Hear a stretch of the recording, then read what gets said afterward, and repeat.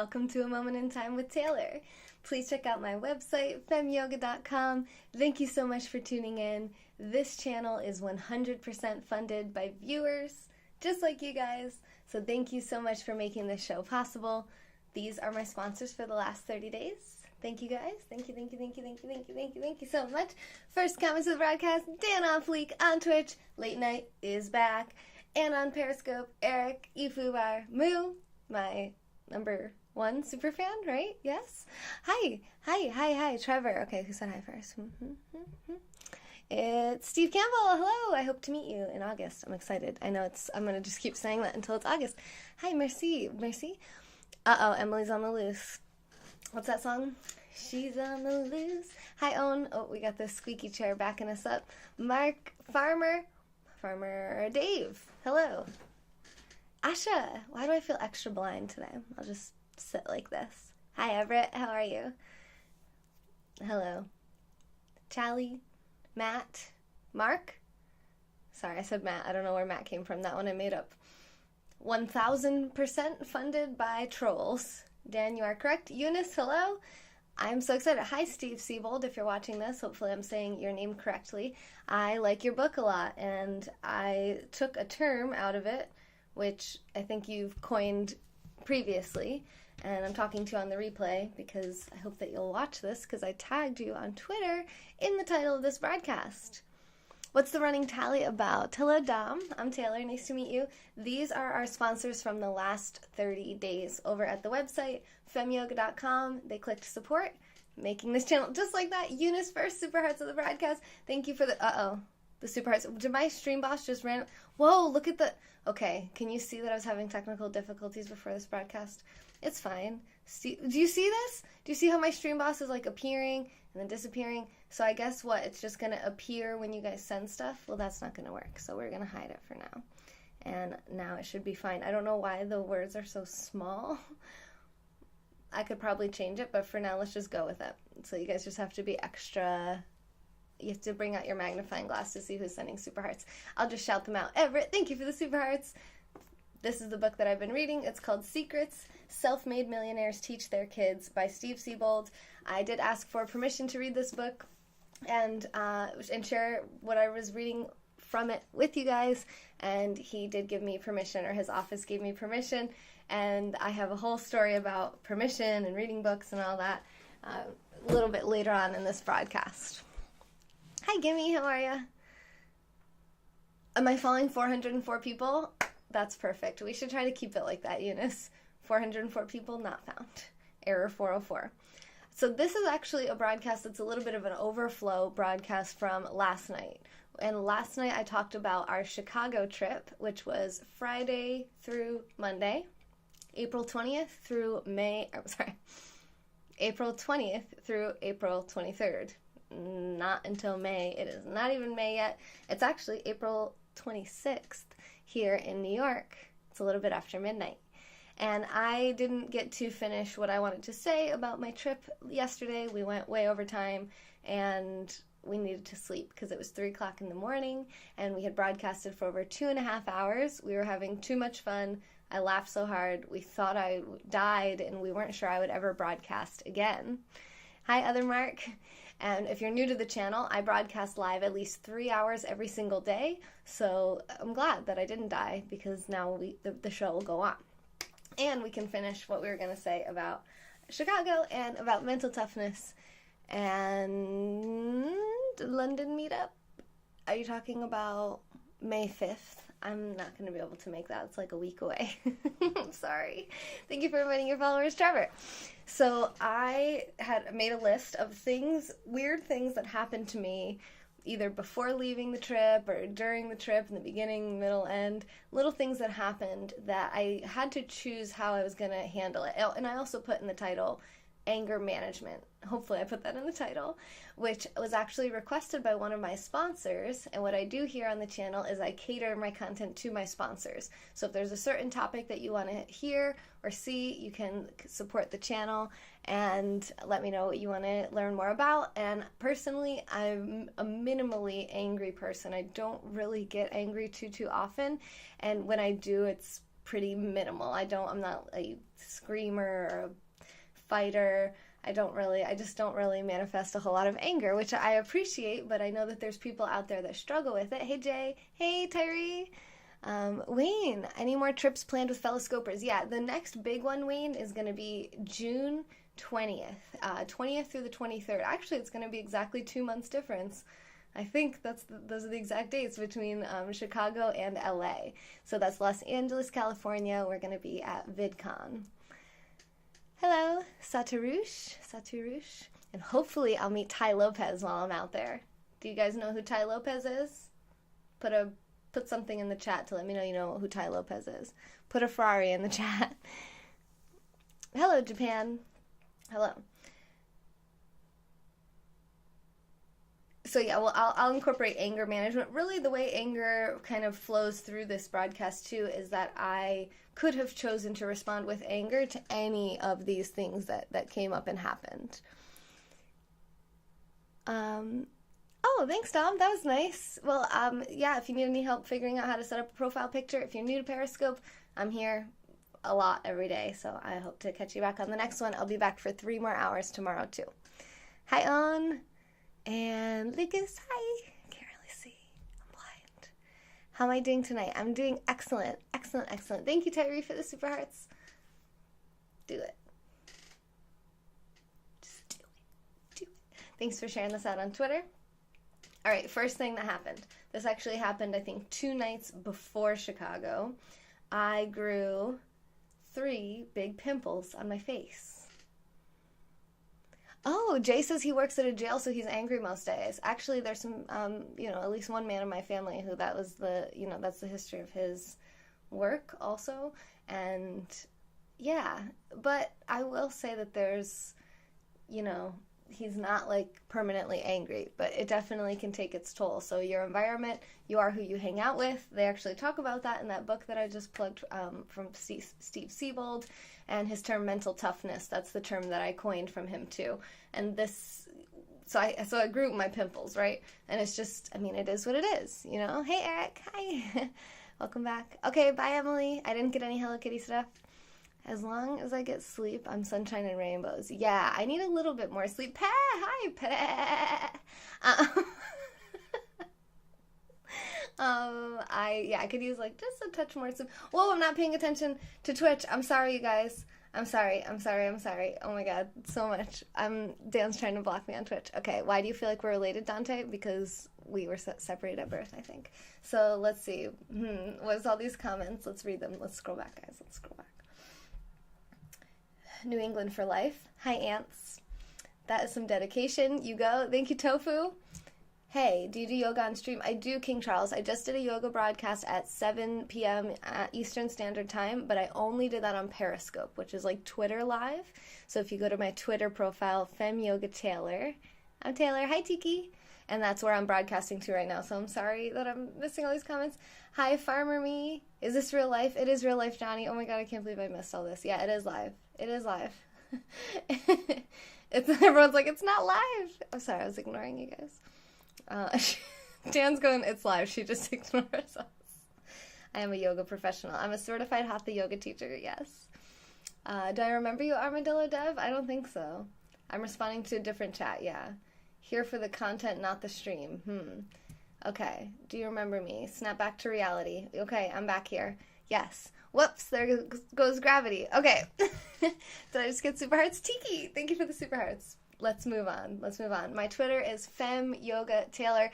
Trevor, we have to interrupt this broadcast briefly to say thank you to our friend Trevor, who just went to femyoga.com and supported this channel and sent $10 to the channel, which is a bronze level sponsorship. You can learn all about what he gets for that, and that adds already to his total, which is right here, TaylorFan01313. Thank you, Trevor. You're awesome. Back to this. So we're talking about the pimples. We got the pimples. It was not good. I was stressing it. I was anxious about everyone that I was going to be meeting. How was it going to go? Was anything strange going to happen? Roots, thanks for the super hearts. Yeah, yoga is for the mind. It's for the body. It's for the breath. If you believe in like a soul, your inner consciousness, it's good for all of that.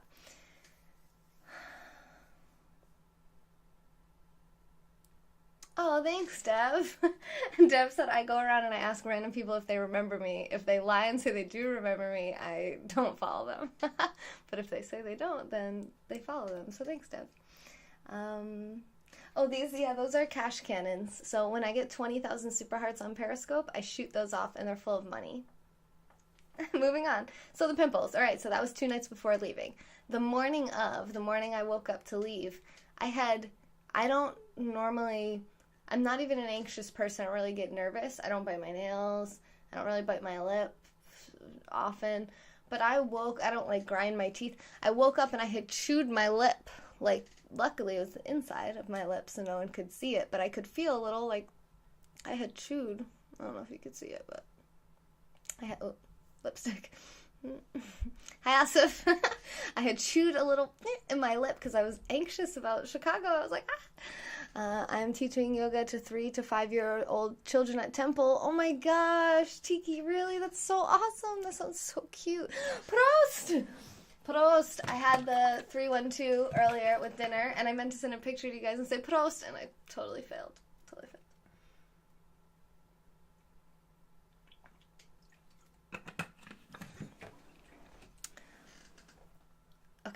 Okay. Where are we? We have things happening. Weird. What's weird, Eric? Everything, all the things? It is a lot of things are weird. Thank you, Asa, for the super hearts. The stuff scrolling on the left are the sponsors in the last 30 days. These are super hearts. They're extremely tiny. I don't know why. We're working on it. We're going to fix it. Who knows? It might have something to do with me and Sonam logging in from different places. Might be messing with the settings. Maybe it's the name change. Who knows?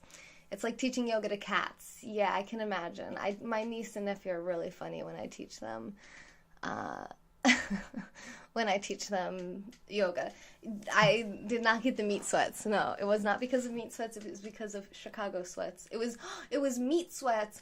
Oh my God, it was meat sweats. It was MEET sweats, not sweats from eating too much meat, which is what the normal meat sweats means. Somebody Actually, meat sweats? My husband just walked in and said, "Did anyone say meat sweats? Do you have meat to offer us?" I do. He comes with no meat. I cook chicken. He's looking for meat, but I have no meat. There's no meat in here for meat sweats. Anyway, it was a different kind of meat sweats. In this case, I was sweating about meeting people in person, MEET. That was meat sweats. See, look. Daddy says meat sweats are awesome. Meat sweats are awesomes. You have read The Yoga for the Mind. I actually titled something Meat Sweats in Chicago. Oh. Those are hard to achieve, Gimme says. Tiki says, hi, husband. What's up? Asif says, can he offer you some Jimmy? Jimmy? Jimmy. Is that meat? It's sweet. Is it? I don't know. I get. Okay, Brad. Oh, whoa, Cronus. Wait, where are you even, Cronus? I don't see you commenting. You're gonna take a kebab? Ooh, Dan, I had a kebab. Kebab was the first thing that I ate in Chicago, I think. Well, actually, I had some appetizers, so I lied. I had Brussels sprouts before that. Why is my head itchy? Trevor says, hi, Mr. Taylor. Mental toughness, let's go. I get it now. I was wondering what y'all were talking about. Yeah, that's the meat sweats, and this is a different kind of meat sweat, so I chewed my lip, right? And I woke up with my lip chewed, 3 big pimples. I'm like, all right, we're off to a great start here. We're doing good. I'm feeling good about this. Somebody said kebab. Cronus, there you are. Thank you for the sponsorship. So I just saw Cronus come in on PayPal. Again, just like Trevor just did at femyoga.com. $10 more, making the show possible. Oh, and you even said Periscope. Sorry. I asked before looking. Were you ghosting? I see you now. Hi, Brad. Did I get leave sweats when we left Chicago? I definitely did. The police actually interrupted that. That's another one. I didn't write that one down, so let's cut to the end. When I was trying to say bye to everyone, they had, Asif's car was kind of like not an illegal place, and the police were like behind the car, and they just pulled up, and they were like, your car is blocking the flow of traffic, or something like that. And That's awesome. And I had I was like calling my Uber. My Uber driver called me. He's like, what way are you going? I'm like, What does that mean? I'm going from where I am now to the place that I said that I was going to go. Do you mean what direction I'm going to be traveling there? That's just like, and I'm on the phone with the Uber driver, and I'm trying to say bye to everyone, and the cop's like telling us to get out of the way. Yeah, Asif's like, I was parked in the middle of the street, literally. That may or may not be true, but at the same time, give us a second so we could say bye. So it was kind of like a really rushed hug, bye, oh, nice meeting you, and yeah. But that's okay. It was okay, We got to spend the whole weekend together, so it was enough. Hi, Frank. Reporting for duty. Good stuff. Stop calling you weird Uber guy. Well, that weird Uber guy didn't show up. I canceled that one because he just started driving away from me full speed. And I was like, okay, bye. What's the topic of the conversation? Well, this is a little bit of overflow from the Chicago summary broadcast I did last night from my trip to Chicago, where I spent 4 days with people like Asif and Tyree, and I don't know who else is coming to the broadcast that was in Chicago. Pet is here. Phil, he was there as well. And a bunch of other people. Watch my replay. That's where I talk about them, what they're about, what their channels are. River, thank you for the super hearts. And right now I'm talking about all the stuff that went wrong and in the trip, and the things that could have gotten me to give up and just kind of, I'm just going to go home, or I'm not going to meet up with these guys, or just kind of have a negative outlook on things or get angry, and focus on the negative rather than focusing on the massive, massive abundance of positivity that was going on throughout the weekend. The bots are the glue that hold Periscope together. A bot just said that. That freaks me out. Who said that before them? That was weird. Is it rude to suggest? If you want to suggest content for the channel, you would have to be a sponsor. So these people here are the people who suggest content or sponsor content. You can suggest it if you want. If I think it's a good idea, I'll take it regardless. But if you have something that you want to do that I wouldn't normally do, then you would have to do the platinum level sponsorship, which you can see on the website if you click support. The bot repeated your comment about bots. That was you, Trevor? That's funny because I didn't actually see you say that, so I just thought the bot was thinking independently and was taking over the world. Also said nothing went wrong. Actually, this is all before. Parking on Mill Street, fine, who cares? So it wasn't, we're not telling the whole story, but that's fine. So I grew the pimples, I chewed the hole in my lip. Then I got up nice and early, didn't sleep much, but that's okay. Went to take a shower, opened up my shampoo bottle, washed my hair, and sliced my thumb. You probably can't really see it very much. It's pretty much almost all healed now. It's just this little dot right there on my thumb. And yeah, I was just opening my shampoo bottle and it was just like, blood. And then I'm like, no, there's blood in my mouth because I was chewing a hole in my lip. I got blood coming out of my thumb. That's good. Don't need my thumb for anything, even though, I'm washing my hair. I'm feeling skin flap. Okay, too much. And, it was gross. It hurt. I was like, meh. So that was just weird. There's little things that happened, but it was okay. I just kept saying, all right, it's all right. I'm going to be in Chicago in a few hours. Yeah, shampoo bottle, plastic shampoo. You know how your hands get kind of soft, but I was only in there for 5 minutes at most. Bloody hell. Are you practicing your British? Can you share your personal experiences with mental toughness? Panda, please do. I'm very new to Steve Siebold in general, which is a little bit separate from what we're talking about, but I wanted to use his term, so I wanted to give him a shout out. And the more I read his book, The Secrets Self-Made Millionaires Teach Their Kids, the more I would like to connect with him and potentially meet him. What the heck was I doing before I came to you guys? I was just doing everything I had to do to get there. I was just getting prepared. I was washing my hair. That's all. How do you cut yourself on a shampoo bottle? I will tell you that every time I've opened my shampoo bottle since that day, I've used my towel to open it because I'm afraid of it now. Hi, Poland Spring. Prost. Prost to Poland Spring. Prost to Asif. Prost to Pe. Prost to everyone else. And yes. Plastic Tyree? razor. I can only see 2 of you at a time. Yeah, I see Tyree too. If it had been my razor, I would have at least felt like it was a razor, not a plastic shampoo cap. plastic razor. What's a plastic razor? I don't know. Apparently there is such a thing. There's such a thing? There is now. Oh. Become a dangerous weapon. No, yes, they didn't slow me down, Terry. It was fine. Hi, Steph. I just got out of the shower, put Band-Aid on it, moved on. Then I got all ready to go, had everything packed. All right, I called my Uber, and I'm waiting for the Uber to connect. It says, looking for drivers. What's wrong, Drew? What do you mean by that? Who's trying to block you, Poland? Thank you, Steph. Thank you. No, actually, give me this. Everything I've said happened before I left for Chicago at all. I was still in New York. No, you guys don't block Poland Spring. They think you're a bot. Well, I mean, I did block you for a while at one point, remember? Thanks for the super heart, Steph. So, rewind. What was I saying? Yeah, before Chicago. I called an Uber. It said, looking for drivers, connecting you to your driver. And I waited like 8 minutes, and it was 10 minutes. I kept like, okay, cancel, reconnect. And then one time I canceled and it tried to charge me. I'm like, you didn't even connect me to anyone. I'm just sitting here waiting. So then I just closed the app, and then it didn't charge me a cancellation fee. So then I'm like, okay, request, nothing. And then it just kept saying, yeah, last night was funny when everyone was coming in with troll accounts. I didn't see who said that. I feel like it might have been a troll account. I can't tell if it's a bot. I just assume you're all trolls and bots, so we're just going to go with it. The real secret is that self-made millionaires don't have kids. Dan, yes.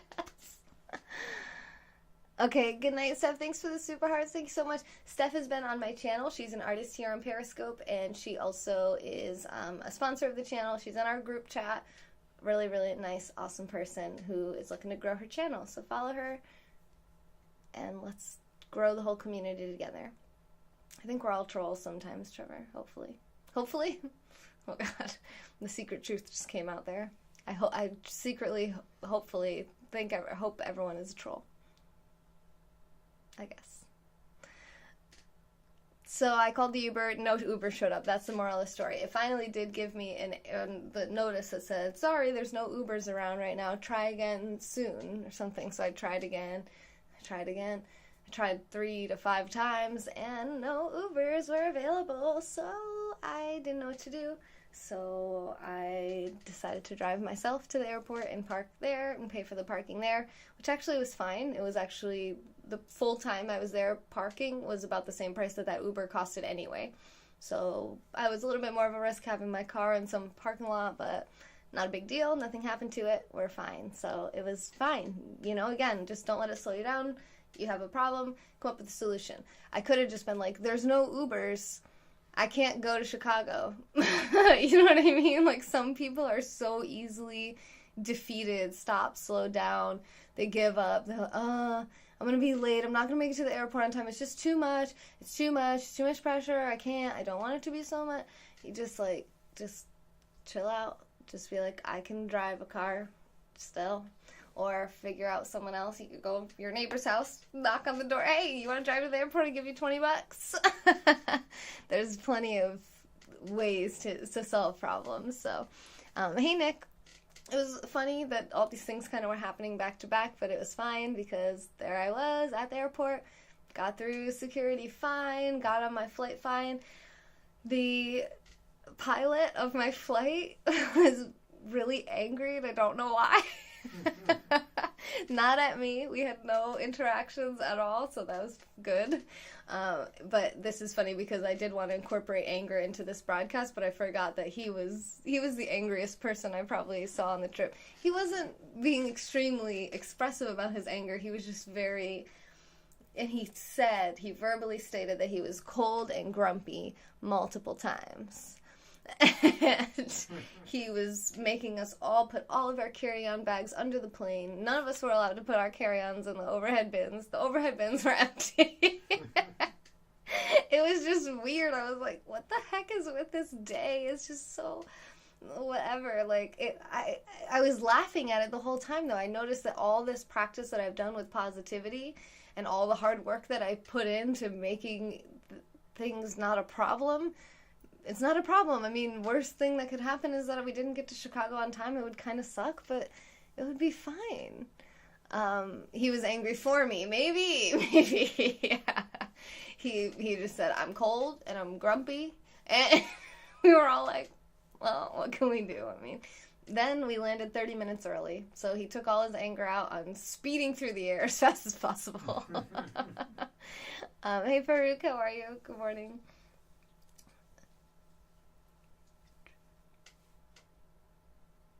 Oh, okay. Dan, that one was like, really took me a while. It was like almost going completely over my head, but I caught it. I grabbed it, pulled it in, I got it. No. Matt, is that a true story? Did they make a person put a dog into the overhead?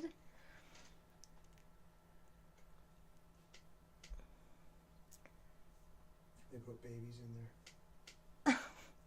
I can't tell who's telling me the truth or what, so I'm just going to talk about my story and not random potential news stories or not. I'm not saying you're not telling me the truth. I know my husband's definitely making things up over here, so we're just going to move on.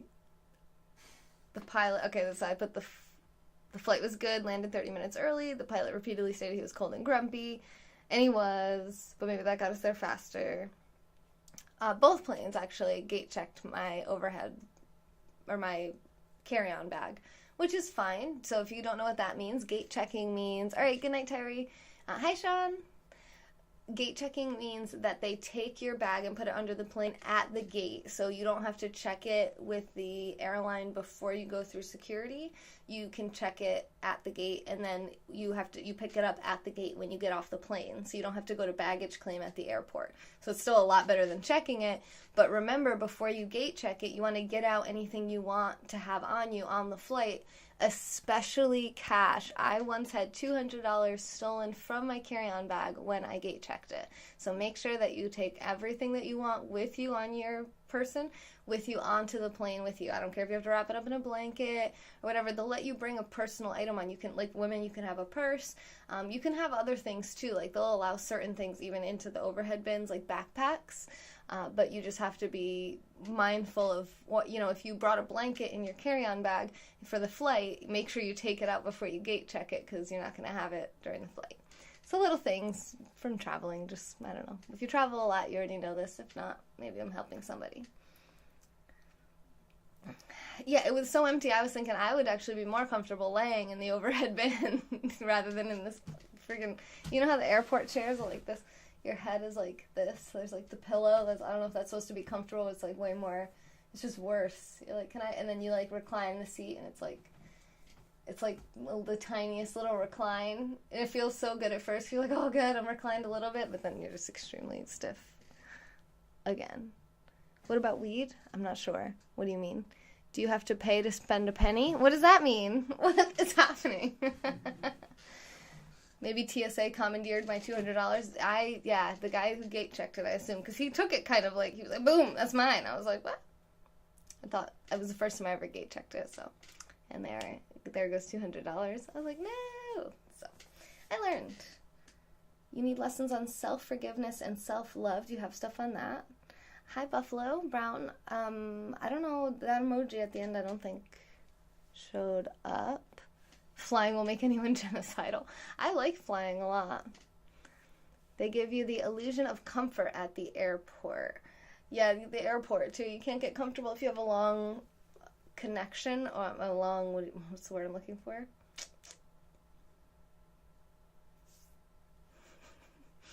If you're there for a while, if you have to wait at the airport between flights, then you can't like lay down anywhere because they have these steel arms on the chairs. I think they're trying to prevent people from laying down. Yoga was the last broadcast, so you can check that off. Layover! Ukulele guy, do you broadcast? Speaking of ukulele, Alexis, when does your ukulele scoping begin? John, you don't have any replays. What the heck? Yes, bot, layover. But you don't get followed, you get blocked. Goodbye. Whoa, what's up? What's wrong? Why are you growling? Whoa, quick, get him! To the bandmobile. I didn't like that. Okay, whew, he's gone. What else do we got? Someone else is saying things. Anger management advice for him. Oh, I should have given him anger management advice, but I already blocked him. Yogurt, that also sounds good. You used to, but trolls got to you? What? Mental toughness, man. You're in the right place. Boom. Mental toughness against trolls.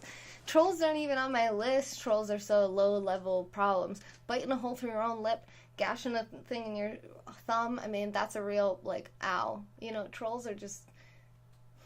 They're just trolls. Just block them. Just block them, right? Hi, Phoenix. The Bandmobile. I think I just made that up. Did I make that up? I felt like that was the first time I ever said that. So, I think that was pretty much it until I got to Chicago, right? So I think I covered everything. This is kind of a segmented broadcast, but that's just how they are. That's what live is all about. So once I got there, I got an Uber to go to where I was staying, and I did a broadcast on Periscope from the back seat of the Uber, and it was about an hour-long Uber ride. So... No, that wasn't you, Trevor. It was someone on Twitch said yogurt. Or maybe, oh no, he said yoga. Oh yeah, no, I thought he said yogurt, but he just spelled yoga in a weird way. What about social anxiety? Actually, there are... I recommend definitely make sure that you follow everyone that was on the trip, because everyone experienced the trip differently, and it was a pretty large group. Personally, I don't really experience social anxiety much, so I didn't have difficulty being in the group. Everyone seemed to be pretty at ease and comfortable with each other, but I know some people expressed that they did have some social anxiety associated with that, and for them what they did is they just got up, they went to the bathroom for a few minutes, I don't know, maybe cold water, took a few breaths, got away from the group, and were able to come back. For me, I always think reason is the most powerful way to solve a problem. If you just kind of say to yourself and reason with yourself enough that there's nothing to be afraid of in this group. If you're in a group of people you trust, if you're not in a group of people you trust, maybe you shouldn't be with them. Anyway, Anthony, yes! This is the third sponsorship during this broadcast, you guys. All right, let's shout everybody out. What do we got here? We started out with Trevor, $10. Then we had Cronus with $10. And then, hey, how come Anthony's not right in this list? You have to hit back. Why did it come in separately? Why is it over here? Oh, Anthony can't make it tonight, so he sent $5. Thank you, Anthony. So nice. I don't know if you're seeing this on Twitter or wherever you're watching this from, but these guys are going over to femyoga.com, clicking support, making the show go on. I love it. Thank you. Thank you. Hi, Sean. I'm good. How are you? It's all about the vibe and who you hang out with all the time. That makes you who you are. Definitely. Who said the quote that you are the sum of the 5 people you spend the most time with? Banhammer. Yes, Banhammer.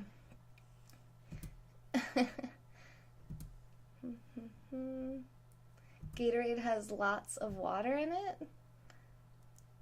If you drink Gatorade every day, like 4 Gatorades a day every 3 hours, Brown belt. will you die? Maybe. Not sure. This is amusing to me. The Twitch comments are always so out of this world. All right. Oh, yes. So the Uber. I broadcast in the back of the Uber. Does anyone know what happens when you sit in the back seat of a car and you read? Anybody? Wolf Puppy, $5. Yeah, Wolf Puppy sent $5. I think she did that on match day. We all go through mental challenges. Yes, that's exactly the point, is that you just prepare yourself ahead of time when things are good. Make sure you have access. Things like, what if the parking had costed more than the Uber? Well, luckily I would have been okay because I work hard enough on my business to make sure that I have enough money to travel before I go traveling. I'm not maxing out my budget, so if anything goes wrong, I'm screwed and I'm going to be dependent on somebody else to help me or bail me out. Make sure that you plan ahead. And it's not that you're expecting to fail and expecting to have problems necessarily, but you know that there's a chance, so you just have like just a quick what if, in case that happens, this is what I'm going to have. Like when you bring an extra sweater or a few extra pairs of underwear or socks, when you travel, it's just in case. You don't expect to pee your pants, but hey, it happens. Eye strain? Nausea? Oh, yes, nausea. Yes. Did anyone else even guess? In the back of the Uber, I was broadcasting, reading all of these comments. Thank you, Cal. Really kind of you to say. It's my pleasure. And I started getting car sick. So I started getting motion sickness, which happens when I read books in the backseat of a car, or if I look at text messages and read on my phone for a while. But then when I start to feel it coming on, I just stop, I lay down, or I just kind of relax, and it's fine. When I get out of the car, I usually feel a little bit kind of sick, for a little while. Sorry if this is a little gross, but usually I just burp. I can't make myself burp, but eventually I just naturally burp, and then boom, it's fine. So everything's fine. Well, in this case, this did not happen. I was broadcasting. I did not want to end the broadcast. I was very excited to be in Chicago. All the comments were coming in so fast. Everyone was so excited. I was going to be meeting up with all these really cool broadcasters. I think there was a total of 18 of us, including myself. And I did have a barrage of negative vibes. Thanks, Gimme. Yeah, I'm glad I powered through too. That's kind of the point of this. And I'll tell you, the night when I had the epiphany, and we're almost there. I know it takes me 10 years to get anywhere, but you're learning to do that. Me too, exactly. Thanks, I guess. So I got to my destination. I ended the broadcast eventually, but by that point I think it was just too late. I don't want to give details, but I did actually get to the point that I actually got physically ill. I actually got sick, which is the first time in my entire life, 27 years on this planet, that I've ever actually gotten sick from car sickness, motion sickness like that. So that was really pretty embarrassing, and it was that same day. This was the first, I had just gotten there, so I had grown 3 pimples, I had chewed a hole in my lip, I had gouged my thumb out, I had not been able to find any Ubers and had to drive myself to the airport and park and figure out how to, get the shuttle to the airport and all that. It wasn't that big of a deal. What about Garth? Is that Wayne? I can't deal with the distractions of that. And then I had gotten motion sickness in the back of the Uber to the point that I physically got ill. So that was great. We were off to a really great start here. Maybe the universe is testing. I don't know. Personally, I don't really think it's anything personal. I think it's a kind of a matter of luck, which is actually the chapter I just read in that book I showed you, the Steve Siebold book. I tagged him on Twitter. Derek, thank you so much for the super hearts, and thank you for the super hearts during yoga too. You were the top super heart contributor of the yoga broadcast, so thank you. Solid streak, right? Last time I got sick in a guitar. Last time you got sick was in a guitar? Oh my god, what the heck? So the book that I was showing you, Secret Self-Made Millionaires Teach Their Kids, is a brand new book from this year by Steve Siebold. And in chapter 54, it's called Never Deny Luck.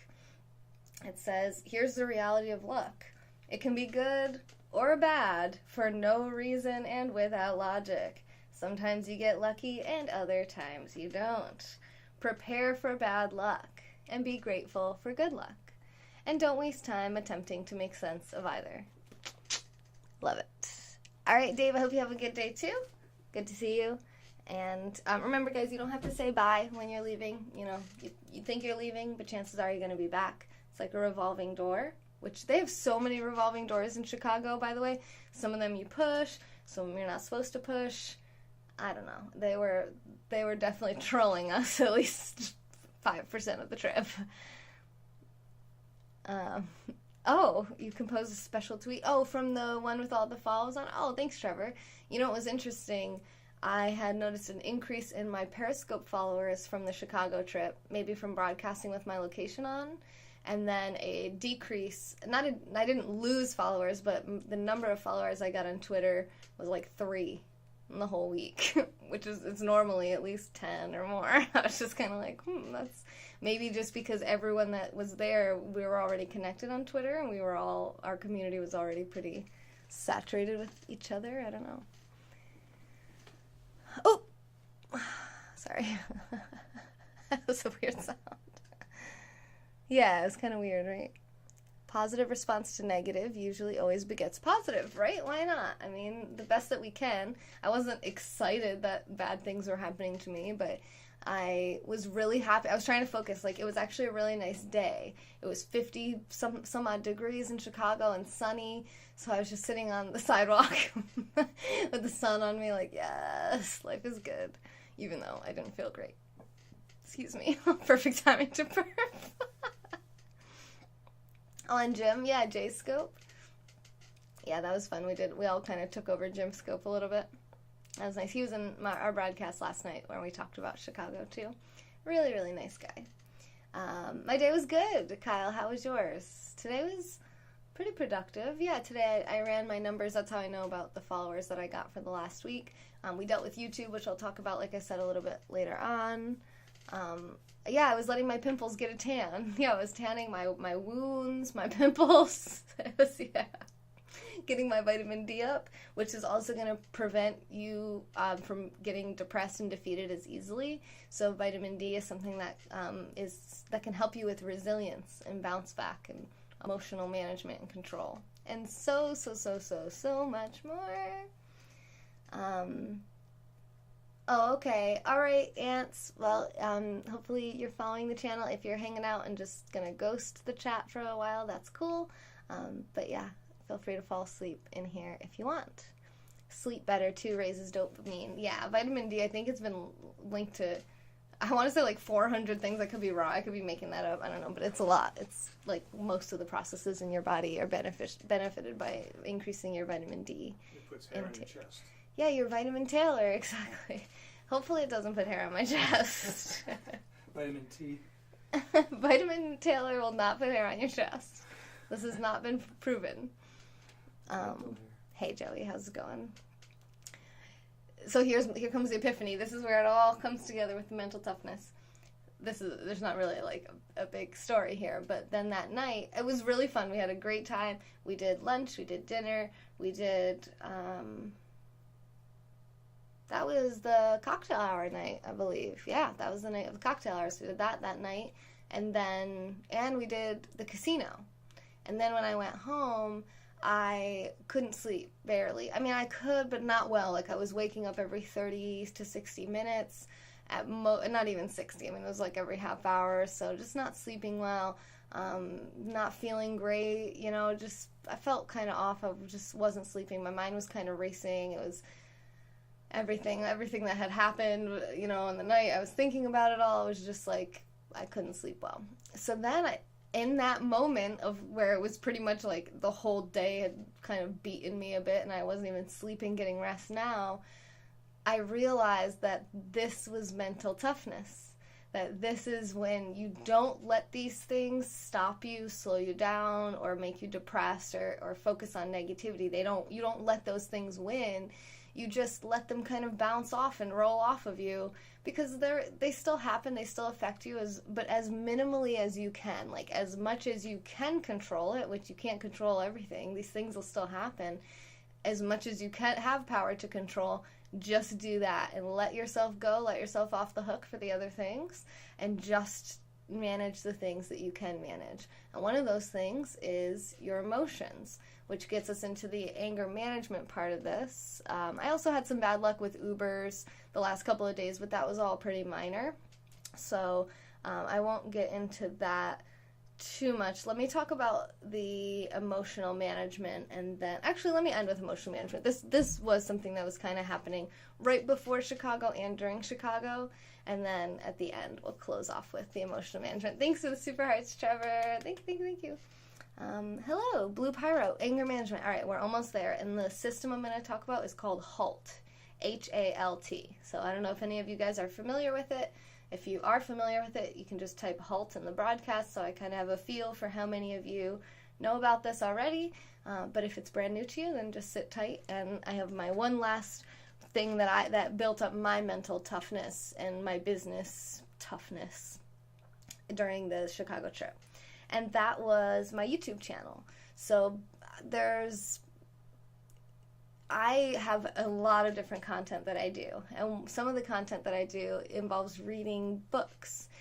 And two of the books that I read on my channel in the past were these two books, both by Ayn Rand, one called Atlas Shrugged, a pretty famous book, and one called The Virtue of Selfishness, which is a nice, short, basically collection of essays which outlines her philosophy and basically defines and explains objectivist ethics, which is that's her claim to fame in the philosophical world. And I'm a big fan of hers.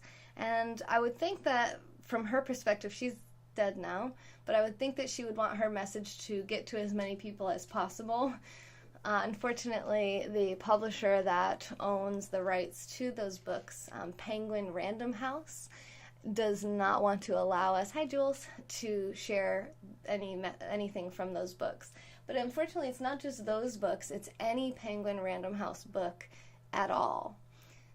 So they are not allowing anyone to publicly broadcast any of their works, with the exception of the free, public domain, or which wouldn't be something that they own the rights to, or if you're sharing like small pieces of the book, you can do that. You can quote little bits of the book, but you just can't share over a certain amount of the book, which I think is 4 pages, but I'll make sure before I do any further readings like that.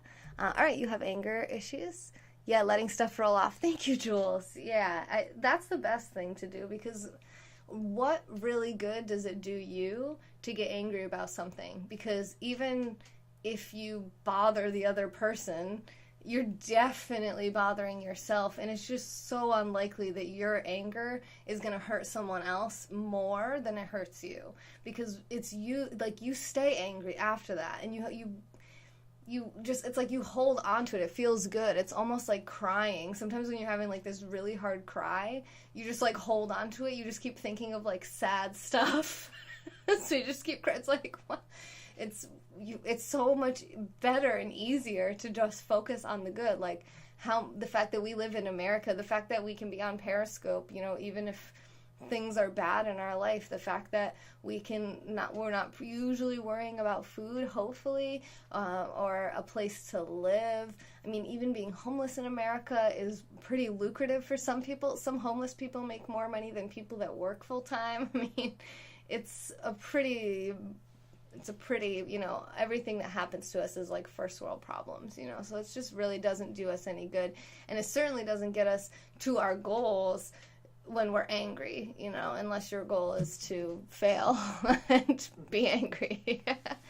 So yeah, beating someone up probably won't help, but I think that expressing, moving your body and kind of almost like beating yourself up a little bit with exercise is good, because that actually decreases your stress hormones called cortisol. So anything that increases your testosterone, there's a direct correlation, an inverse correlation. So as your testosterone levels increase, your cortisol levels decrease. So if you can do things that build muscle and build testosterone in women, you're not gonna become a man, right? You're not gonna grow up hair. It's just a hormone. You have some of it in your body anyway. And when you exercise, when you do certain things, like even just right now, you guys can do this. Hey, Miriam, you can hold yourself up. Like look at how you're holding yourself, especially if you're looking at your phone. Are you like taking up as little space as possible? Just and are you always kind of like on the defense, like you can only occupy this little bit, or do you hold yourself more proud and more open? And the more you occupy your space, the more your body actually does increase. They've tested it. If you hold a position like this, called a power pose, for at least 2 minutes, your testosterone levels increase and your cortisol levels decrease. Meditation and yoga are 2 other great activities for decreasing cortisol. I don't know that meditation really increases testosterone, but it definitely decreases cortisol. Thank you for inviting your followers, Sodom. So that's huge, because the stress is going to make that trigger so much easier to push. I heard this really great advice too. This is all, we'll get to the HALT thing soon, I swear. Don't blame someone else for pushing your buttons. Think of how you can alter your buttons. How can you make it so you don't have buttons? Or so that your buttons aren't so easy to push, that they're a lot harder to find, that you're not like, here's the thing that really bothers me. Do you guys want to talk about it? Like when people say what their insecurities are. Like if you go live and you say, oh, I know my nose is like so big, and you know, you're just showing people like that's your thing. That's really that's gonna hurt you. It's like, if you can learn how to, okay, well, maybe if I just realize that that's whatever these other people say or think really does not matter at all. Now, if someone is threatening your life or the life of one of your loved ones, okay, it matters. But really, outside of that, it pretty much doesn't. Like, you can get your money or your love or your happiness from other people. You do yoga? That's good. And when I let it roll off, it redirects them. Yes, when someone's really angry and you're just calm, it totally like diffuses the whole situation. It's so hard to just keep yelling and yelling at someone. You don't want to be like a passive and afraid and victim, because sometimes then they can be even more aggressive. But if you're just kind of like, what's wrong? You okay? Do you want to take 5 minutes? Maybe we can just, take a few breaths. You want to take a few deep breaths with me? Like, they would just be like, what the hell? And that might frustrate them to be like with themselves, but it causes you to have that introspection, which you have to have. If you're that angry person, you have to kind of look at yourself and be like, all right, am I being ridiculous right now? Like, are you feeling embarrassed about your behavior? I mean, you're an adult. Like, don't blame other people for your behavior. This is how you're choosing to behave. Okay, maybe that person bumped you and you spilled your beer on yourself or your date or something, and maybe that was kind of embarrassing. And you could still say to them, hey, watch where you're going or something. But you don't have to punch them in the face. I mean, you don't have to think, wow, what's wrong with this guy? And just totally, those people, they just always, every little thing makes them angry. It's just like, you have to realize that people, and that's not attractive either. So it's going to be a lot harder for you to keep someone around you to love you when you're just angry at the world and at everyone else. Like, maybe you're angry at yourself. And why? What can you kind of purge from your own self and reflect on yourself and change? That might change how you're feeling. You never know. Maybe it's who you're hanging out with. Maybe it's where you're hanging out. Maybe it's your job. Maybe it's your relationship. Maybe it's this channel and you should just leave. So I'm just kidding. This is making you mad. It's impossible in video games to hide buttons. Pyro. Not those kind of buttons. You can only work with what's in your control. Yes. Thank you, Lampard. Try being sick in America. What do you mean by that, Marla? You get angry easily in video games, you become toxic. Interesting, Pyro. So do you think video games are necessary to your life and to reaching your goals? What are some of your goals? Not many people read such material. That's true, Ben. Okay. Good. I think I caught most of the comments here on Twitch. Sorry, guys. We can't scroll on Periscope yet, so I'm not catching a lot of comments on there. A lot of adults act like angry adults. That's true, Aladdin. Yes, they do. And anger is natural. There's something I've also heard called righteous anger. Like, if you get mad because you hear a story about some guy who, like, raped and killed 40 women, like, that's good that made you angry. That's healthy. You don't want to be completely immune to all feeling either. You don't want to just be like, I feel nothing. Like, nothing affects me. It's good to have a little passion, a little like, something's rubbing me the wrong way about that. But then you can realize, okay, I can feel myself escalating. Let me remove myself from the situation. Or maybe in the case of, someone, there's some issue that something else, maybe there's something you have some control over, a relationship about. Maybe you can talk to someone and advise them against it. And then you've done kind of the best that you can, and that can make you feel like, all right, well, I've done what I can do. Now you can make your peace with it and move on and stop taking other people's burdens on yourself, because that's just going to bring on other people's anger, and that's not really taking their anger away, because they're still angry.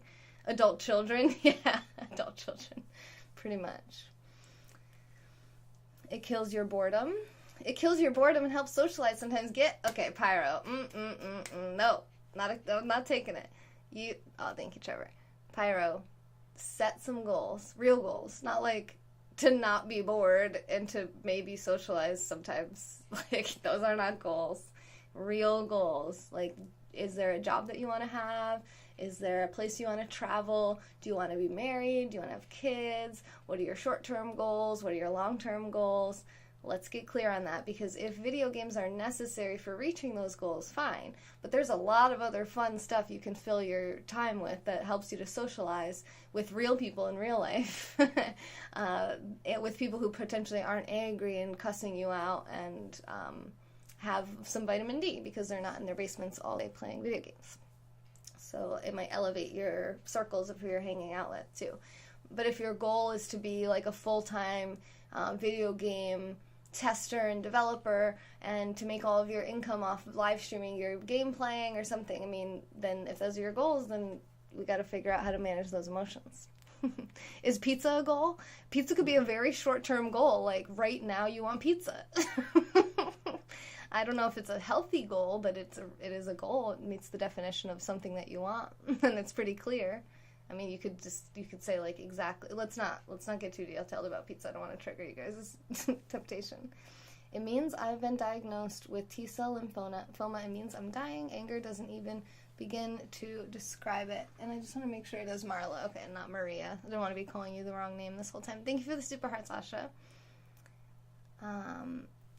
I can't adopt you. No, I'm not in the market for children. Thank you, though.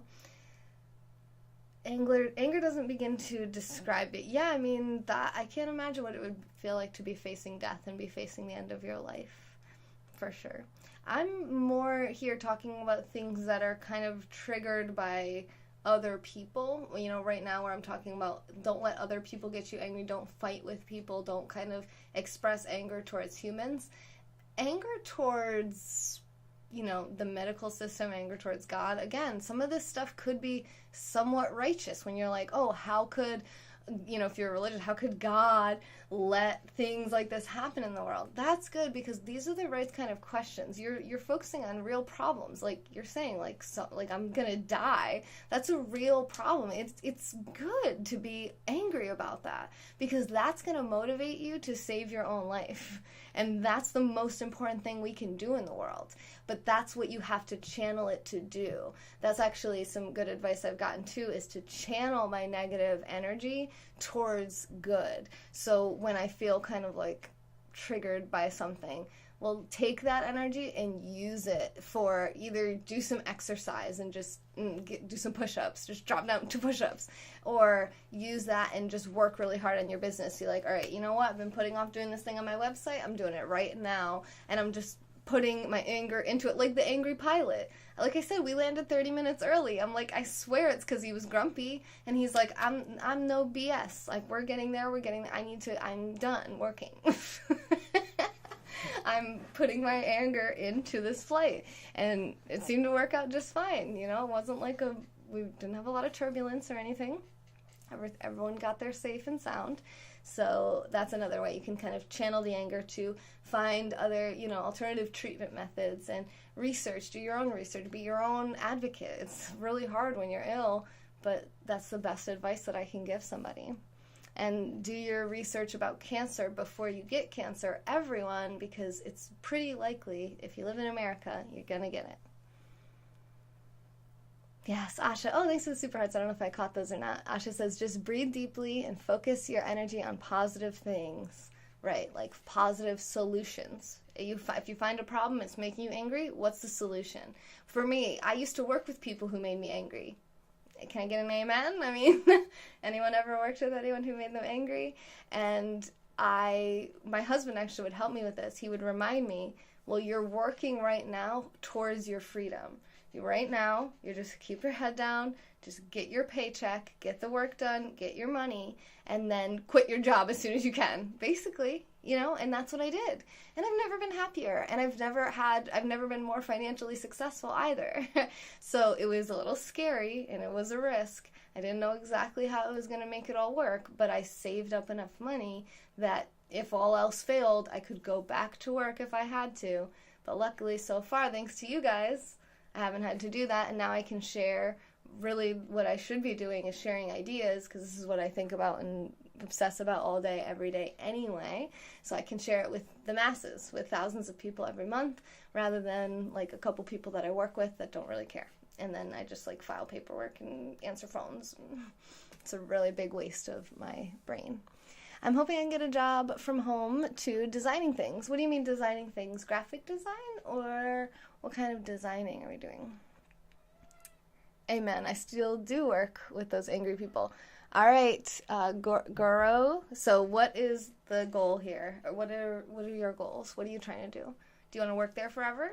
And if not, then what is your next plan? Like, what do you want? Where do you want to work next for yourself? You want to find a job somewhere else, a different type of job, career switch, same kind of field, go back to school? What are we thinking? Go move in with mom, play video games in the basement, listen to my cat meow, Periscope at 1:30 in the morning. Graphic design, that's what I'm going to school for. Oh, do you have to go to school for that? I don't think so. Probably not. You can probably just do that. Go work for a graphic design company. My cat is angry. And then you don't have to pay any money. And they'll pay you or if it's like an unpaid internship, that's how I usually recommend, unless you're a lawyer, a doctor. If you are legally required by the government to have a degree, then you have to have it. But if you aren't, then what are we doing here, guys? Why are we paying someone to teach us how to do a job? Because when you go work at that job, they teach you how to do the job. We know this, right? Hey, Shaq, thanks for the super hearts. I am having a good night. I hope you are too. So, like, if I want to run a business, what I do is I go work for a business, and they teach me how to do, like, the entry-level stuff, and then they teach me how to do the next stuff, and then they teach me how to do, and I just keep learning. I work full-time for about 10 years, and now I run my own business very successfully because I put all that sweat equity in. If I had just gone to school for business administration that whole time, I would be at a huge disadvantage, and I would not be running a successful business right now. The chances I'd be running a successful business are pretty much 0%. I have so many goals, but I really can't stick to them at all. I'm going to grad school in a few months, so that's my short-term goal. But yeah, I have many other goals, most importantly, losing weight. Okay, most importantly, losing weight. That's a good one. Why do you want to lose weight, and what are you going to grad school for? Hi, Asian boy. Yeah, we're still up. We got a little bit more time. Got about an hour and a half left, I think. My musician friend's mom owns a design company. I should just ask her. Trevor. Yes, exactly. Just ask her, like, can I work for you? I mean, if you're willing to work for them for free,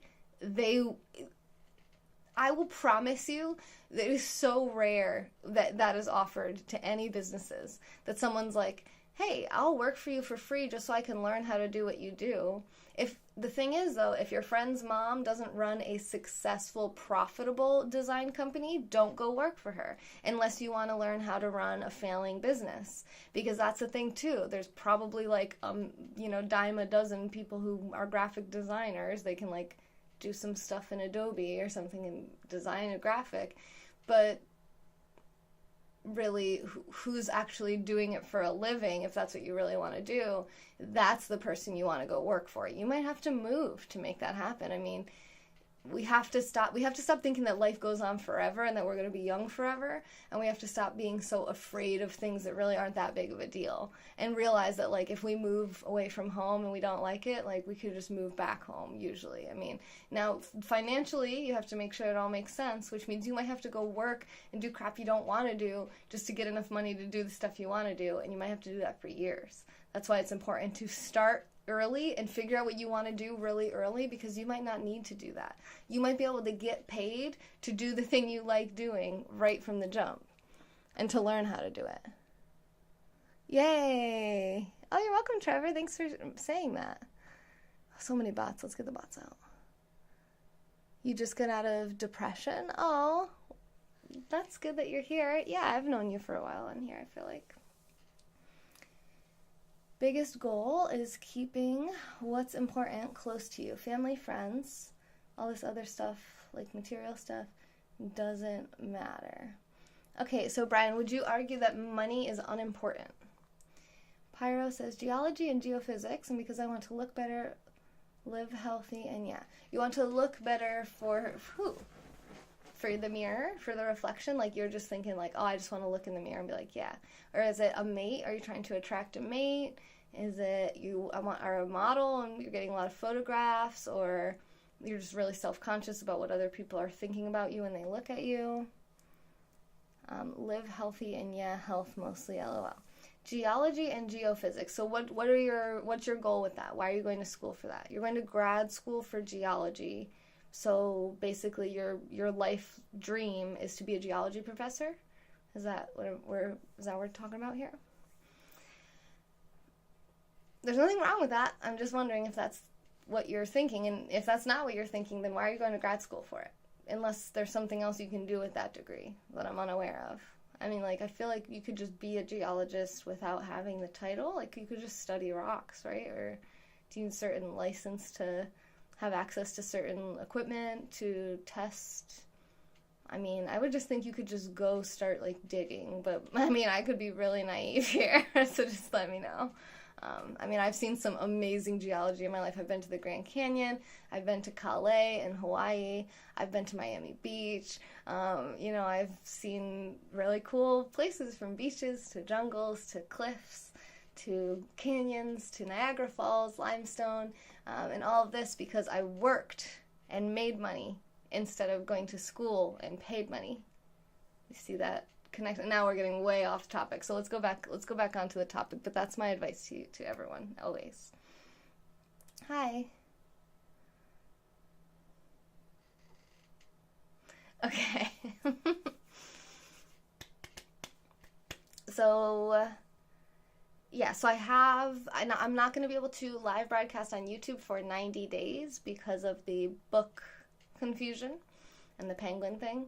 So I'm also going to have to change my future content. I'm not going to be able to read books to you guys as much. Anything that's a Penguin or Random House book, I'm going to have to take off of my list that I share to read with you, but I can still read them, review them, and summarize them for you, which I'll continue to do. And you can sign up for those reviews, my book reviews, which I send out only 3 times a year.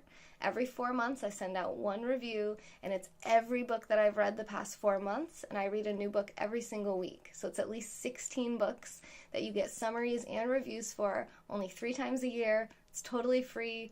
All you have to do is put your email in on my website, femyoga.com, and boom, you're in. So thanks for doing that too, because it's nice to kind of share that with you guys and get that feedback on what books you like, which ones you're going to get. Like, I like to connect with readers around the world too. And that's what I'm trying to do, is promote you guys to read more. You know, I say that I read them so you don't have to. When there's a really good one, I would hope you would read it, because it's going to benefit you even more than just hearing me do a little summary about it. There's my stomach.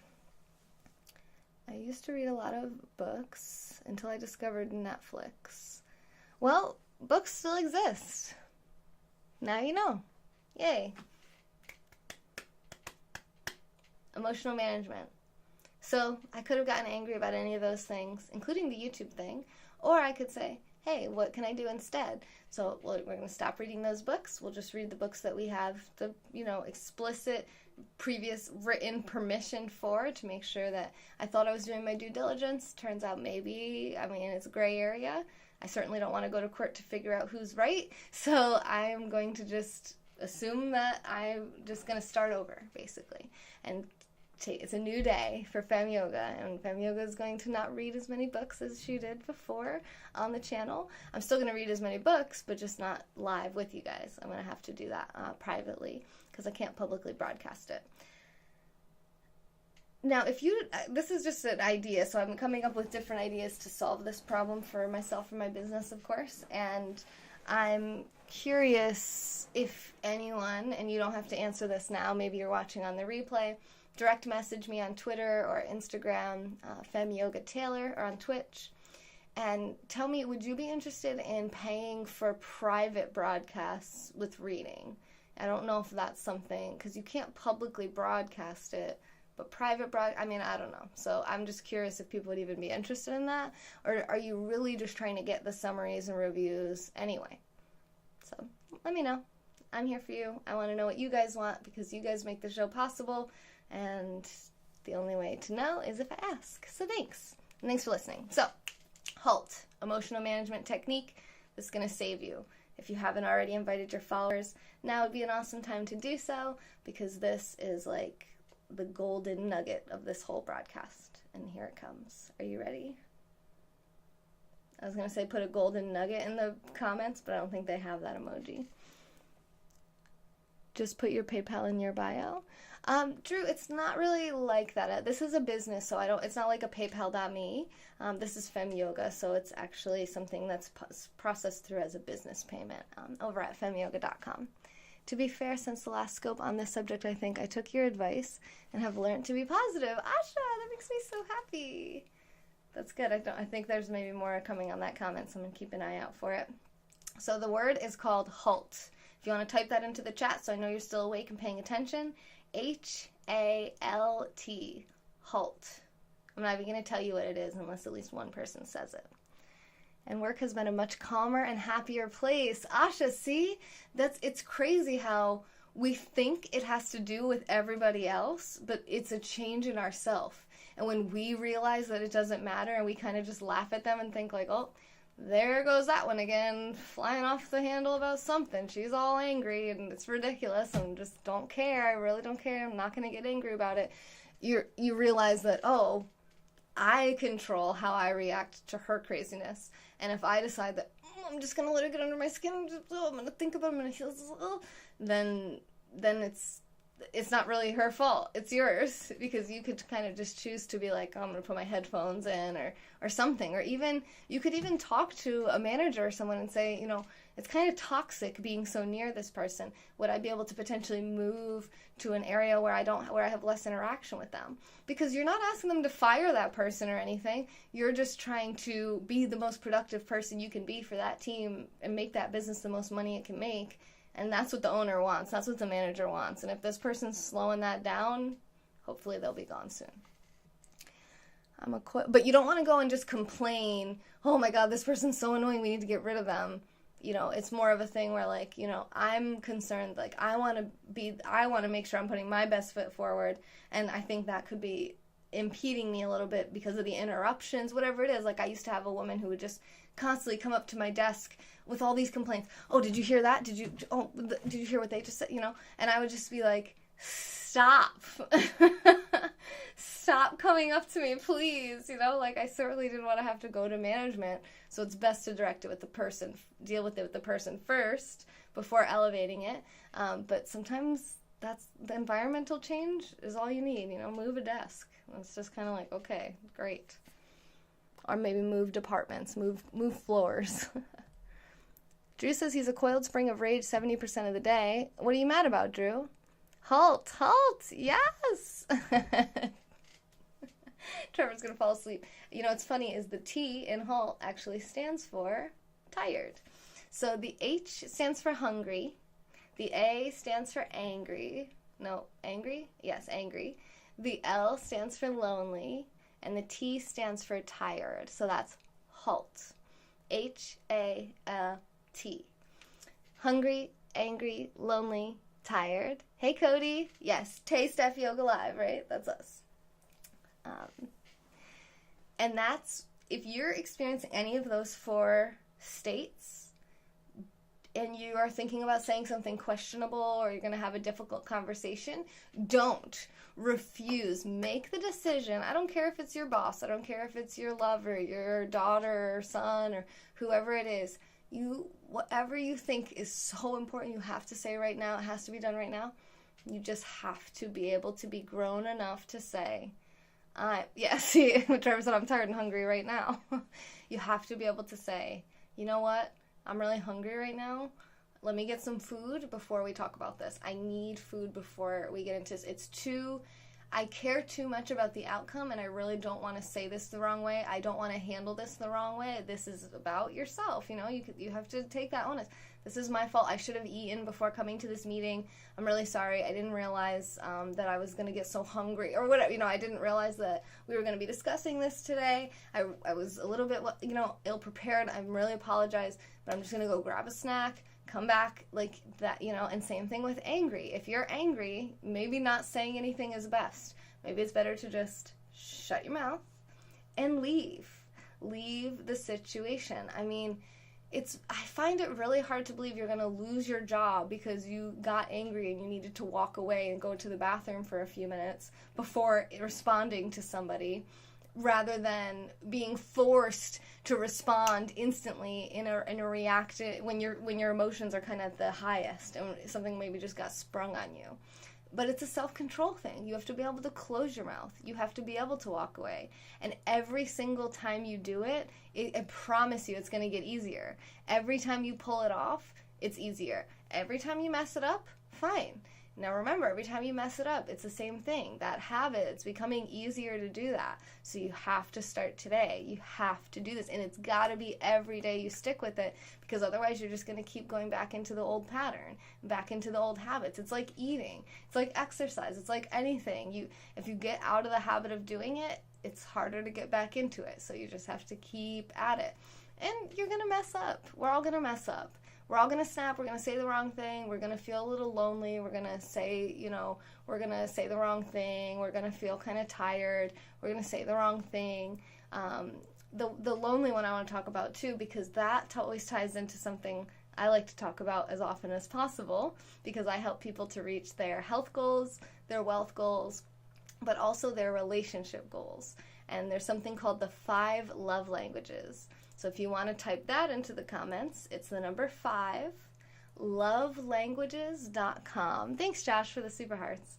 So 5lovelanguages.com, you can actually go there right now. It's totally free. I'm not affiliated with them at all. I don't get any payback for you doing this. It's, like I said, it's free. But you can actually figure out what your love languages are. So there's 5. And everybody speaks all 5, but at a different level and to a different degree. Now, if you are looking for a partner, a monogamous partner, you can find your compatibility with them this way. But it's also a great kind of diagnostic tool to figure out where you might have mismatches in relationships in your life. And if you're feeling kind of lonely, you might need to check in with your love tank and say, is my love tank full? And maybe it's not. Maybe you need a massage before you go and have some fight with your spouse. Maybe you need a hug. Maybe you need to just ask them for some compliments. Like, what is it about me that you liked in the beginning when we first started dating or something? Like, you can straight up ask for a compliment. And if you're with a spouse who's not willing to tell you a nice thing about yourself, I mean, assess your situation always. There's so much that we can do, but some things take 2. Relationships take more than one person to make it work, right? Take this L. Well, thank you, Bonner. That's a beautiful L. That's kind of cool. Actually, it's just a picture of a guy holding an L.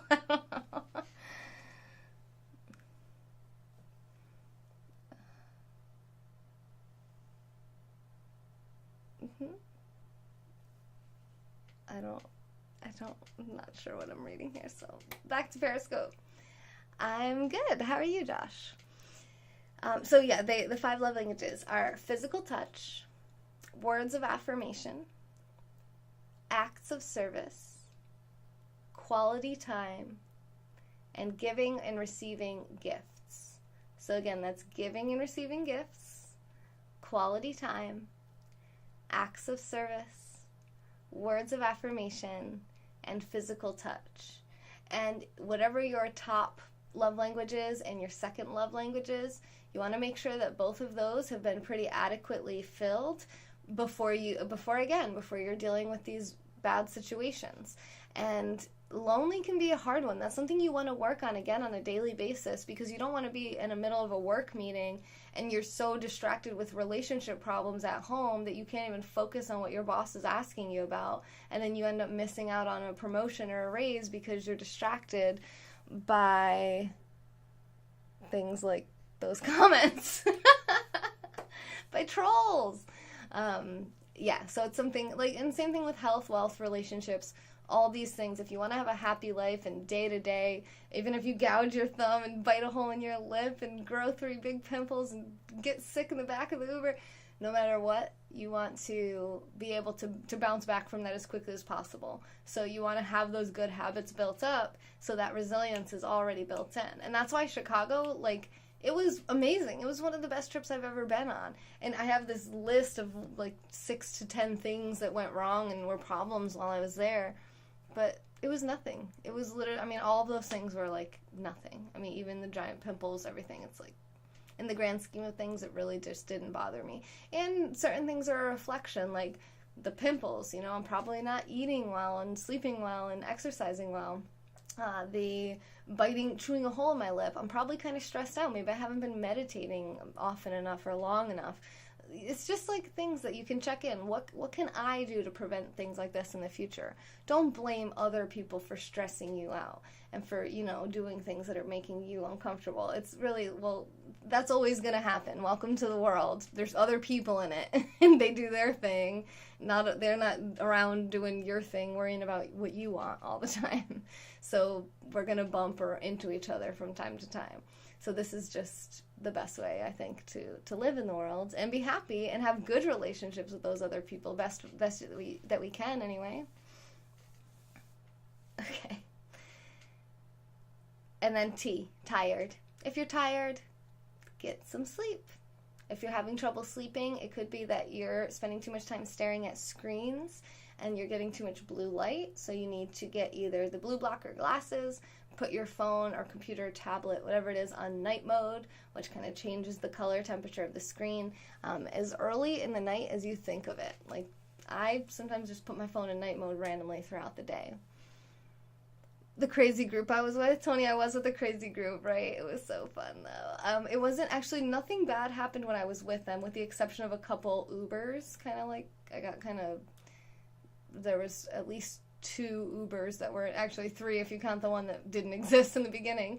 At least 3 times that Uber failed me, which is the first time ever. I really have always had pretty great success with Uber. I've always been a big fan of Uber, but it was not a good, I didn't have good luck with Uber in Chicago.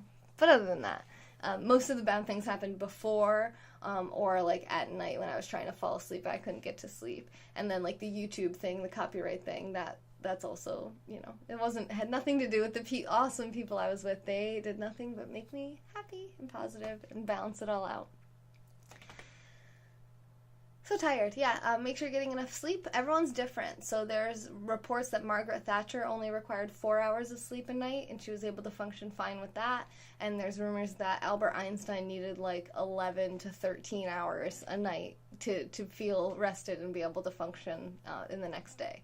So find your balance. You know, maybe it's more than 8 hours. For me, sometimes I feel like it's 9. I'm most comfortable with 9 hours sometimes. I mean, 8 is usually good, but less than 8, I'm pretty much an 8-hour sleep kind of person. I know people, they're like, what the heck, that's weird. Maybe, you know, we're all different, but that feels good for me. And you can tell the difference in my energy when I have that full 8 hours. I'm actually a little shy of 8 hours right now. I think I'm at 7, but yesterday I slept like 11 hours because I was a little jet lagged, so maybe that's balancing it out. But I do feel like my energy's a little low today, so that could be why. So hungry, angry, lonely, tired. HALT. That's the mental check-in. If you feel yourself about to say some stuff that you're like, am I gonna regret this? If you have that little, something where, maybe I shouldn't say this. If you have just any strength to hold that back, HALT. HALT, which means stop if you're not really familiar with English. HALT is like another word for stop. HALT. Are you hungry? Get a snack. Are you angry? Just walk away for a little while. Anger doesn't last forever. You can't be angry there's like resentment, there's bitterness, but you can't be like in this emotional rage state forever. Take some breaths, walk away. It will settle down, you know, will calm down. Okay. Hello. Good night. Good morning. Okay, yes. I don't know if that means you're leaving or what. Thank you, Colin.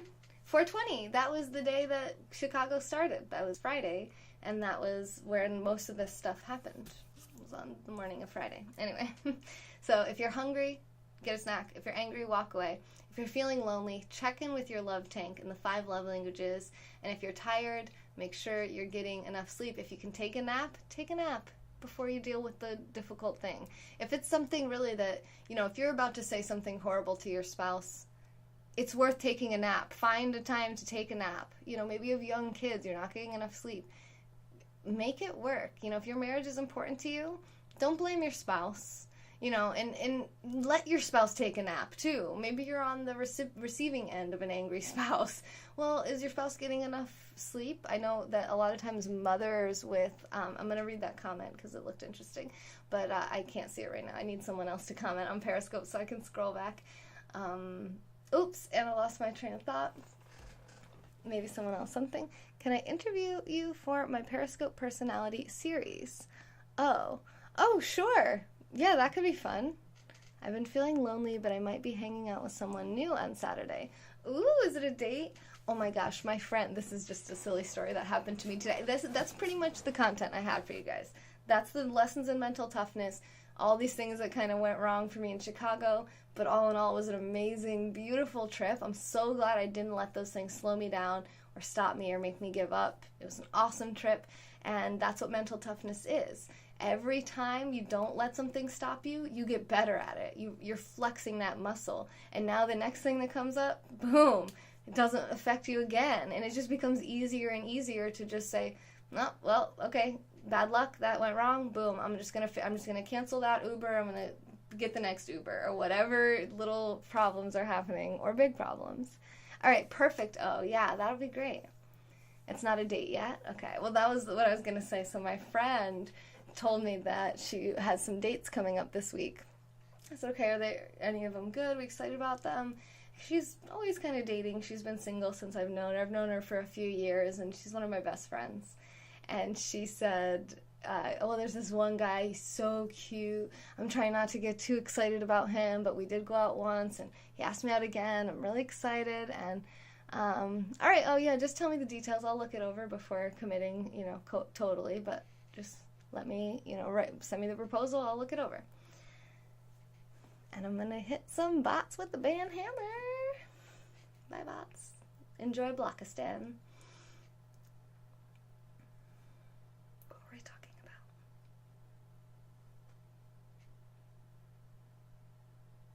Oh, my friend. Yeah, stupid. It doesn't matter. But anyway, she says she's really excited. You know, she's going to go out with him again. And I just knew, like, you know your friends really well when you just say, does he have a weird name? And she's like, yeah, I don't want to say what his name is, but his name is very strange. And she goes, yes, and he has facial hair, which was literally my next question. Being a streaming parent is tough. Oh, I bet it is. I bet it definitely is. My sister tried streaming a little bit, but she kind of gave up on that. Zappy, the red guns are cash cannons. So every time we get 20,000 super hearts, we shoot off the cash cannons, which are full of money. But we only have 8,000 right now. We have about an hour left to go of content today, but this is pretty much it for this broadcast. So I guess I'm going to have to come back with another hour for you guys. And I'll decide what that's going to be. Or we can just go over this book, because I already have him tagged anyway. Let's just do that. Let's just go another hour on this.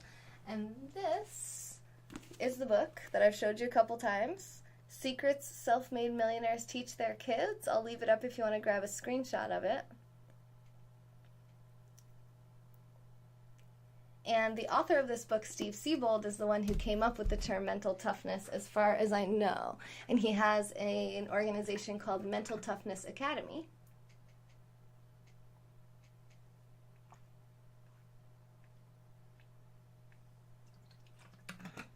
And if I recall correctly off the top of my head, he has a book called 177 Mental Toughness Secrets of the Rich, or something along those lines. Something like that. So what I can do is catch you up with what I have read without you, because this book is so good. What did I do? I took the bookmark out of it. I know, I did just chug my water, right? I'm going to put my hair up. I'm hot.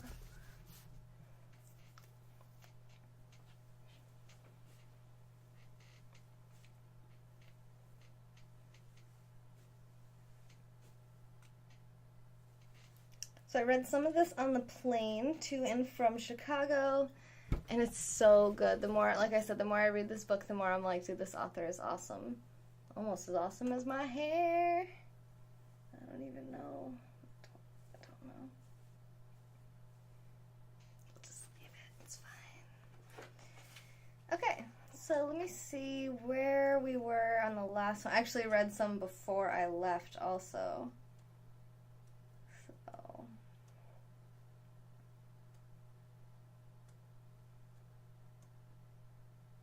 Get mentally tough. Maybe we were on that.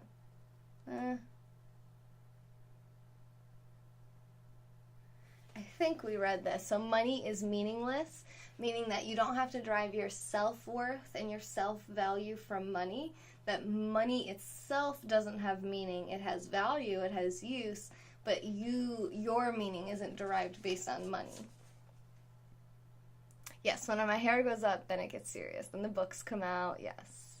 Hey, John, I was just talking about Chicago most of this broadcast, actually. I just got back from Chicago on Monday night, late Monday night. So chapter 39 is called Spend Smart. Yeah, we read that one too, actually. I remember talking about how even if you make $1 million a year, you could still be broke because you could be spending more than that million. So if you spend more than you make, you're not rich. You're still broke. And my butt hurts, so I'm going to put my blanket on the chair because the spring is unforgiving.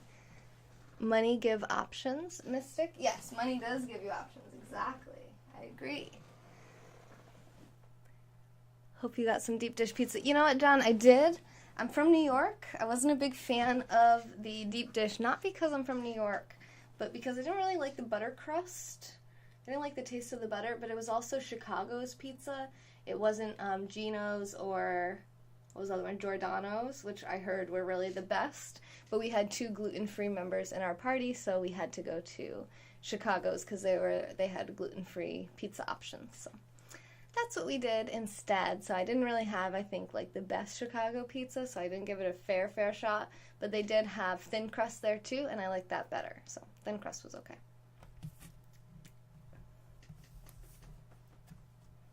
Vicky, I'm gonna have to tell you to halt. Hungry, angry, lonely, tired. Take care of it. Are you hungry? Are you angry? Are you lonely? Are you tired? Take care of it. Pizzeria Uno is the best. Oh my gosh. What's your opinion that women naturally seek security, so money has a sense of value in that aspect? Yeah, I would say that women search for men with resources so that if they want to have children. Yeah, I did enjoy the thin crust. Yeah, so of course when women are pregnant and raising young children, they can't, easily work enough to support themselves and their children, so they look for a man who can provide enough for the whole family. That would be my guess anyway, but I'm open to other opinions. So chapter 40 is Get Mentally Tough, which we just talked about for an hour and a half, so we can skip right over that chapter. The book recommendations too. At the end of every chapter, he recommends a book. And what I've been doing is putting it on my Goodreads shelves. So you can follow my Goodreads. It's goodreads.com/femyoga. Oh, Dave, I don't know. And if I did know, I probably wouldn't throw them under the bus. Or you can go to femyoga.com and sign up for my book reviews, where I will send you, once I've actually read the books, I'll send you summary and review. Then you don't even really have to read them, but if they pique your interest, you can buy them right through my book review. Do most women want rich men, generally speaking, or is that a pop culture standpoint? Personally, I grew up poor with a single mom. I mean, I don't know that she would want to be called poor. I mean, it's still America. It was still like, she worked full time and did her best.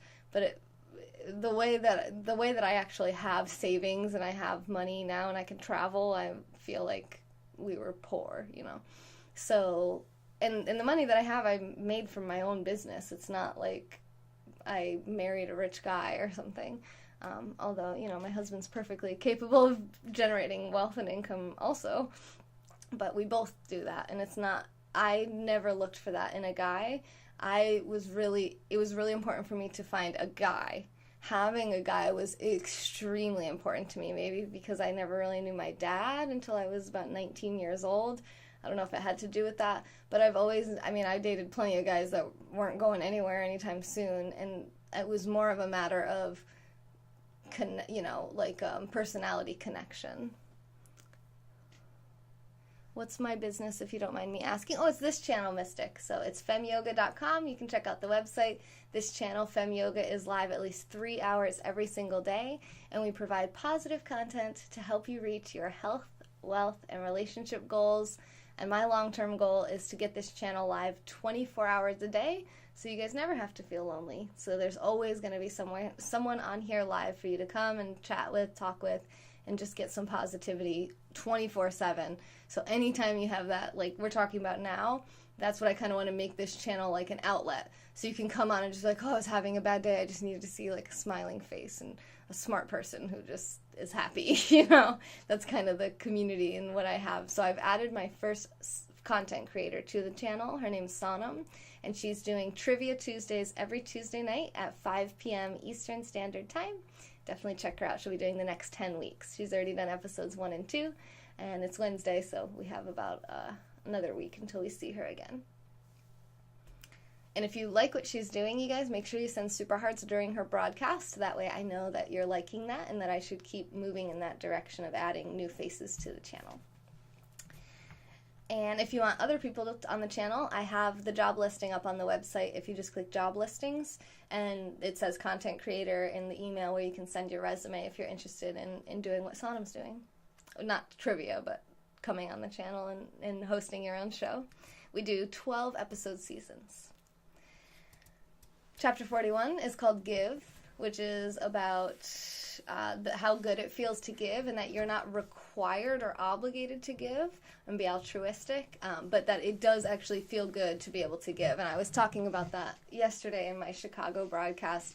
Like, I didn't need to contribute to my cousin for letting me stay with her, but it felt good to do that. Like, it felt good to buy her a shirt when we were at the mall. Because, like I just said, like, it's nice to have saved up my money so that I can give to people that I think deserve it and that I like, and just because I want to. And be able to pick up the bill if I bring my friend out to dinner or something. Like, that's something I really enjoy doing, so. Mindy, what's wrong? Why don't you have an actual argument? I don't even know what that means. So that's the second person that's come in and said I am the fakest person. Well, that one's a bot, but the fakest person on this platform. What does that mean? What about me is fake? Hi, Main Beats. And now I'm in the Midwest for a week. Missed you all by a week. Oh, Hip Clip, are you in Chicago right now? That's bad timing. Asif's still there. And Carl and Dave and Jim. All the Chicago people are still there, so. Chapter 42, you deserve to be rich. So actually, I think I'm going to read this because I thought this one was pretty good.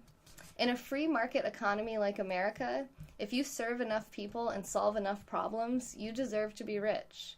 The marketplace rewards people on performance, not promises, which is potentially what would be fake. Steve. A lot of business people talk a good game, but only the best deliver. And I will definitely say that Fem Yoga is one of the best, if not the best.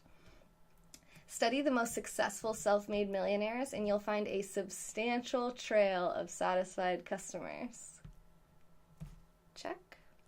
This is capitalism at its best, but don't expect the average person to believe it. Even in America, the richest country in the history of the world, a large percentage of the population passionately opposes this idea.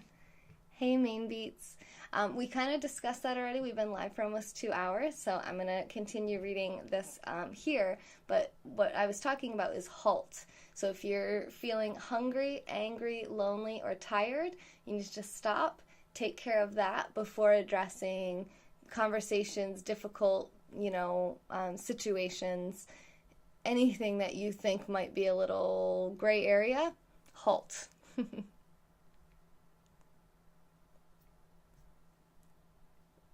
Steve. Yeah, I'm a robot, actually. This is the best artificial intelligence. I've said that before. I'm Taylor Bot. Nice to meet everyone. Kayvon developed me to take over Periscope so that they don't actually have to pay me for Super Hearts because I'm just not real. I'm a fake robot. So the money is just like, boom.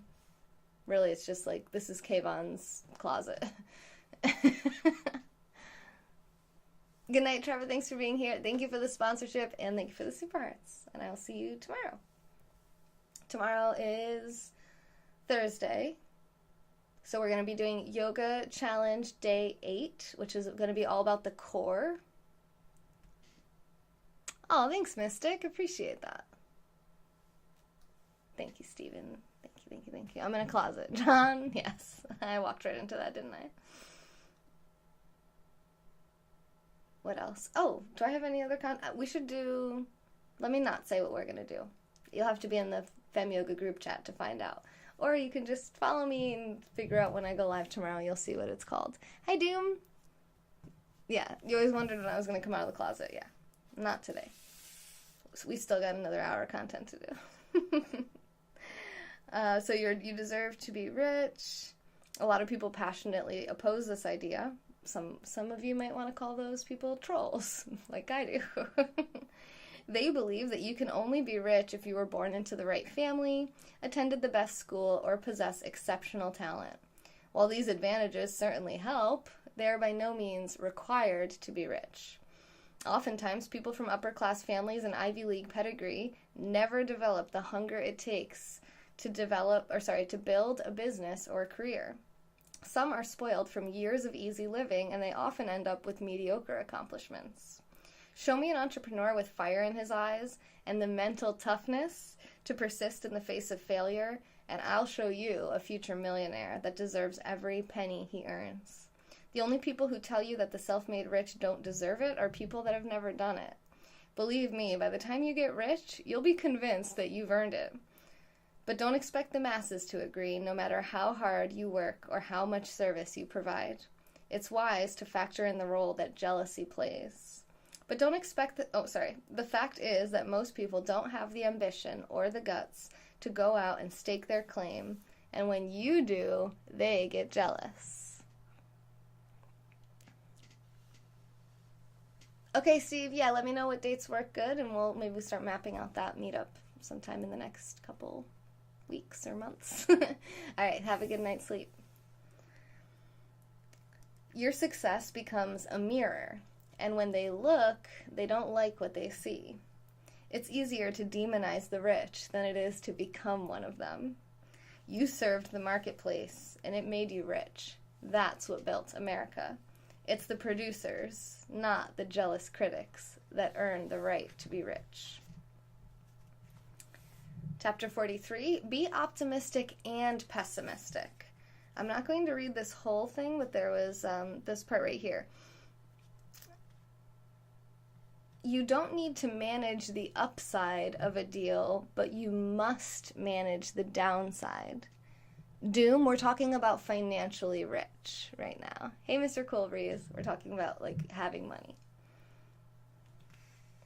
Invest the majority of your time looking for potential pitfalls, and problems. This I thought was a little extreme. Create hypothetical worst-case scenarios for every deal and put them on paper. Dissect every detail for flaws and hidden threats. Once you've written this out, weigh the benefits against the risks.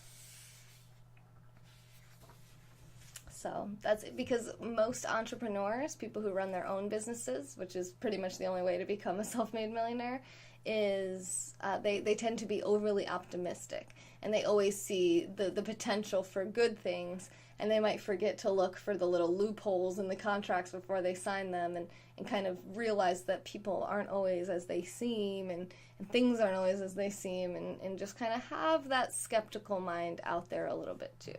I wonder what Ty Lopez would say about that advice.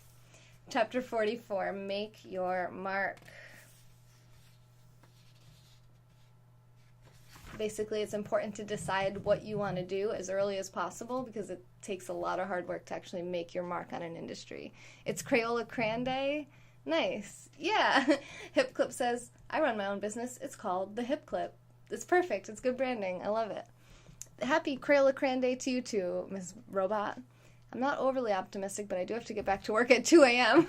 Okay. I'll see you later. Thanks for popping in. You're chilling, eating a nice Chicago steak. I'm going to throw this pen at you right now. What kind of steak? Which place are you having steak? Don't even tell me. Don't tell me. Hi, DG. Hopefully it's not too fancy. Chapter 45 is Money is Infinite. You're going to be bombarded with false axioms about money, the majority of which will scream of how scarce it is. Money doesn't grow on trees is an example. While money doesn't literally grow on trees, this axiom's goal is to point out how difficult it is to make money. The fact is that earning money in a free market economy is not difficult.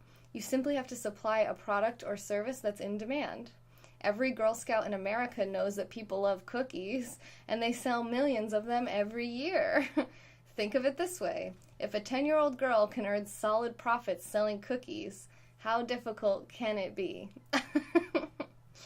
The background of this axiom comes from the masses that go to work every day and provide little value to their employer. And if you're providing little value, it's next to impossible to earn big money. This has nothing to do with money and everything to do with how much value the average person provides. While money as a commodity is finite, the potential to transfer more of it from the customer's bank account to yours is infinite. Think of it this way. If earning money is based on solving problems, and the number of problems is infinite, then your ability to earn money is infinite.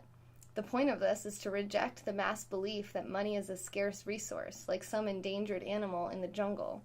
It is not. What is scarce are people with solutions that others want to buy, and that's what you need to master. Once you create your first solution and profit from it, you'll see how simple the process is, and you'll begin searching for the next solution. Some of your solutions will sell and others will fall flat, but that's how capitalism works. When you succeed, you profit, and when you fail, you learn from your mistakes and use that education to create your next solution. Chapter 46. You are not entitled. The world owes you nothing. No one is entitled to anything. It's up to you to create your own future. Chapter 47. Embrace your ambition. I really liked this one. Actually, when I read this on the plane, I got feels. Like, I actually felt like I might cry a little because I was just so inspired by it that I was like, yes. That's how much I felt this chapter, so I'll have to read this too.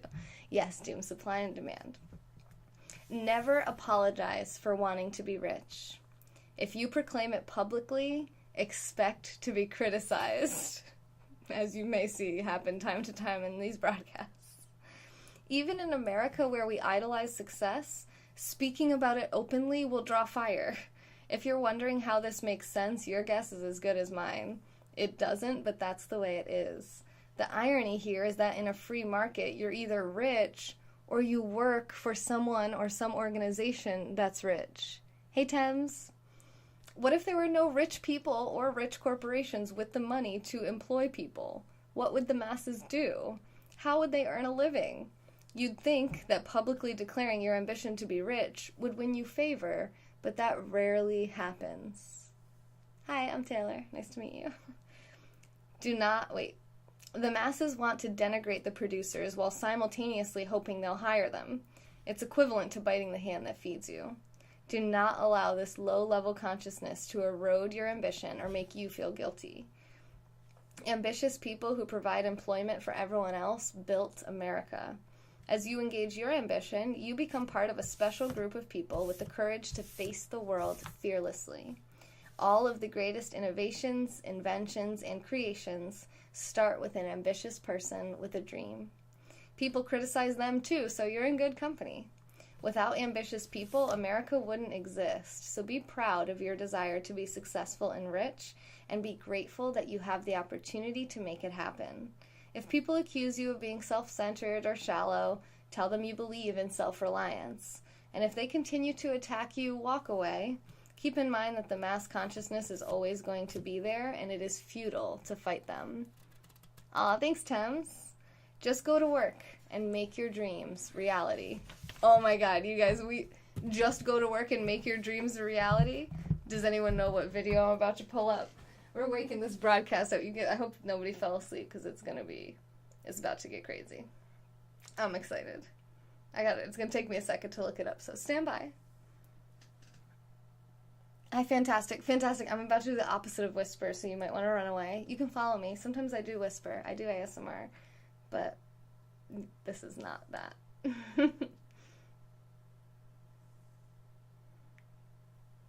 You're in London? Oh, nice. There's actually a meetup in London from some broadcasters on May 5th, if you want to get in on that, which is about a week from now, but I am not going to be there for that. Is my volume up? Okay. It's going to be loud. You guys have got to get ready. Here we go.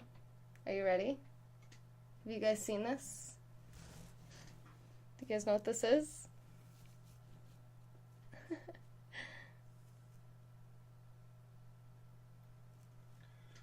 Do it! Just do it! Don't let your dreams be dreams.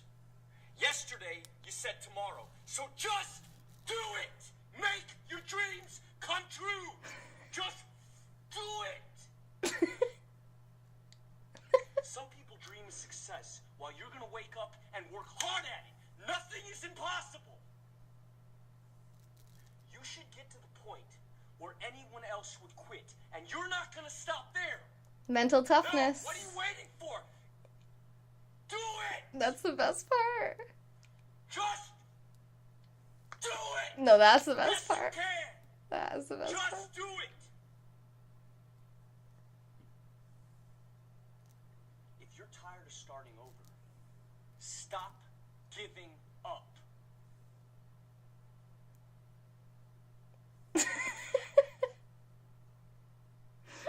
That last little thing. The last part was just like... Just do it, guys. Just do it. Don't let your dreams be dreams. You should get to the point where everyone else would give up, and you just don't. You keep going. Yeah. He makes you feel bad when you don't do it, right? You're like, just do it!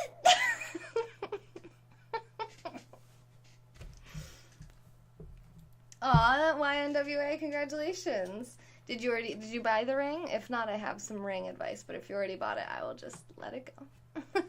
I'm always full of unasked for advice. You guys will get used to it. Chapter 48, broaden your worldview.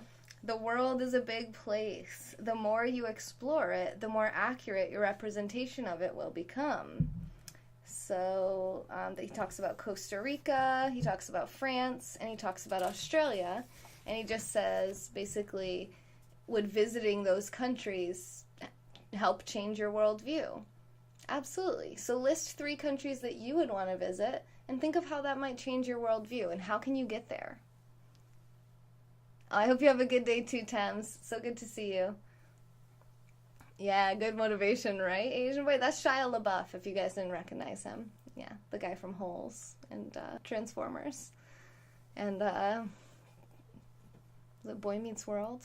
No. Is it? No. Have I seen that Bob Newhart skit, Stop It?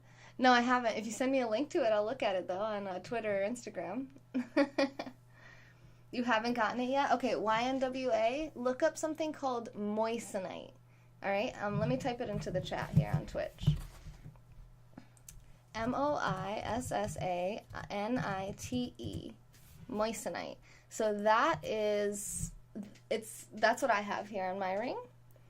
And the lighting isn't great in here, but you can see the sparkle. So you can see the color of it. It's really, really nice light color. So it's got better color, clarity, and what's the other one? Sparkle or shine than diamonds for about 25% of the price of a diamond. So I recommend getting moissanite when you're doing engagement rings or any kind of jewelry instead of diamonds, because diamonds oftentimes require slaves to mine the diamonds out. So that's why they call them blood diamonds. and also you could save 75% and get a much higher quality. So this looks a lot better. Like when it catches in the sun, I get compliments on my ring all the time for the sparkliness, and I always see it gleaming, glistening off my car in different places every time the sun catches it. So it's really, really awesome, and any person I know that has it, they like it better. And then I see people with these diamond rings, and they have like these black dots in them, and they're so tiny, and I'm just like, what are we doing? No, it's not cubic zirconium. No, it is man-made. It's called moissanite. It's way harder than that. It's almost as hard as diamonds, but not quite as hard. But it's hard enough. Yeah, you're welcome. I'm glad that came up. The next chapter, 49, this one's really interesting, I thought. It's play-rich sports. Play-rich sports. Oh, you're welcome, Mystic. Rich people play rich sports. Golf and tennis are among the richest. And it says, the book recommendation, I thought this book recommendation was pretty interesting. It's called Selling on the Green, The Art of Building Trusted Relationships and Growing Your Business on the Golf Course. Interesting, different kind of technique. Never really thought about that before, so I actually did put that on my to-be-read list because, I don't know, I've never really tried golfing much, so I live in New York. It's not a big golfing area, but I'm open to it. I'm open to trying different things. Chapter 50, Don't Get Fat. You'll die earlier, you'll be slower, you'll have less energy, you'll be less attractive, it'll be harder for you to get the things that you want in the world. Take care of your health. It's extremely important. Extremely important. I'm reading Secrets Self-Made Millionaires Teach Their Kids by Steve Siebold. And I tagged his Twitter handle in the broadcast title on Periscope, which is at Siebold, S-I-E-B-O-L-D.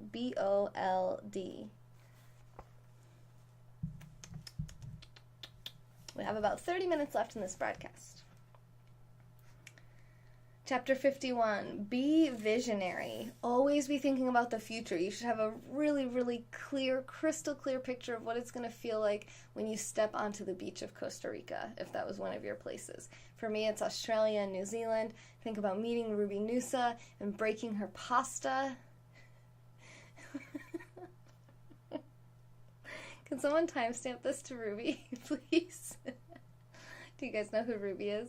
If you can just timestamp this little part and tag her on Twitter, that would be really awesome. Oh, actually, can I do that on my own? Let me try timestamping my own. I amused myself. Okay, let me try to scroll back just a little bit. Okay. Twitter.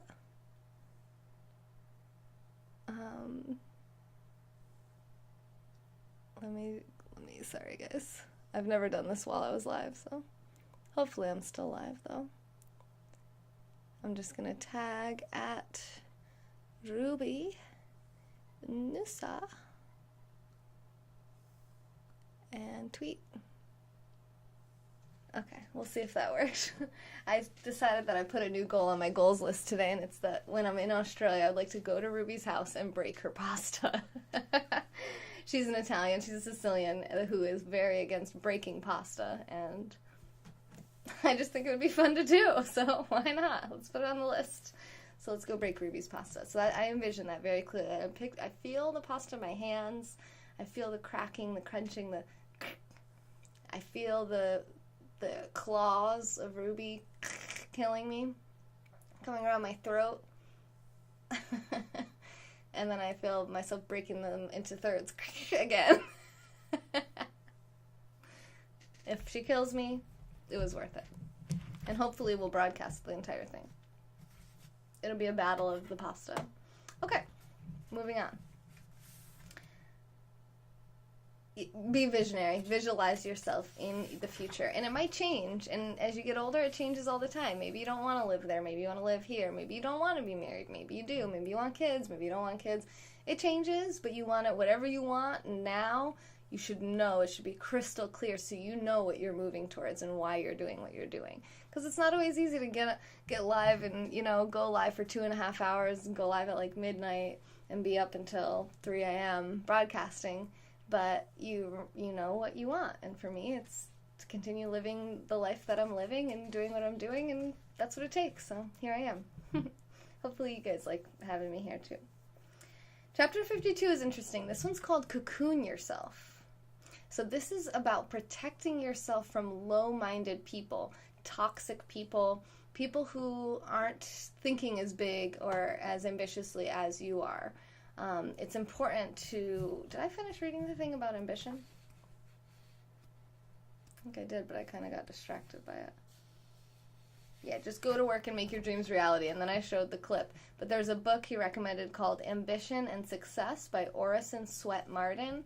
I put that on my to-be-read list as well because I'm pretty ambitious, but I'd like to learn more about ambition. Anything that makes me more hungry, more ambitious, I think is good. The masses see cocooning as an elitist action successful people take to isolate themselves from others because they think that they're better. Not true. Cocooning is about... I'm not single, I'm happily married. Thanks for asking. Cocooning is about protecting your consciousness from the fear and scarcity-based mindset that plagues the masses. People who restrict you from your goals. Exactly, Mystic. Yes, you nailed it. Yes, that's exactly what I'm talking about here. Over 100 years ago, Albert Einstein described this phenomenon perfectly when he said, "Consciousness is contagious."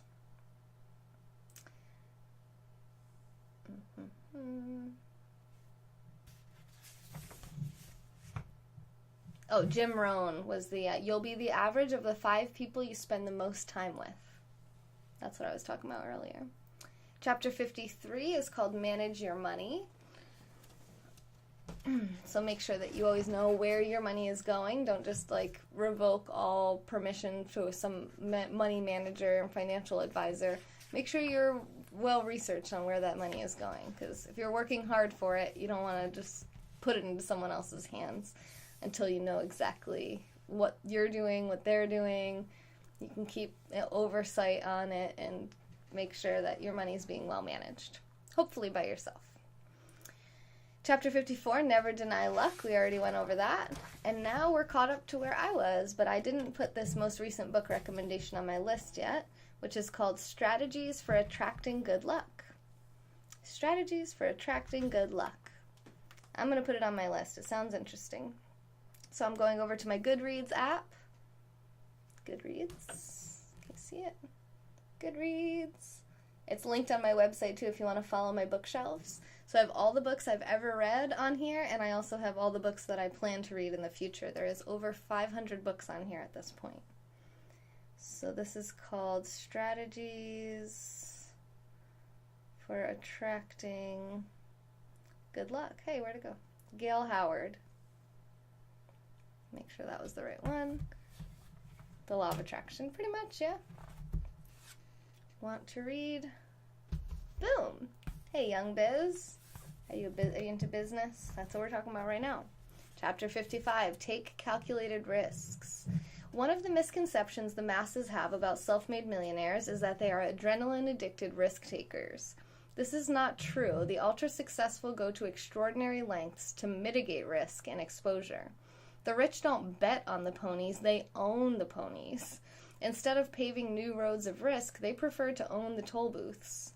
People who watch too many movies generally espouse the idea that the rich are gamblers.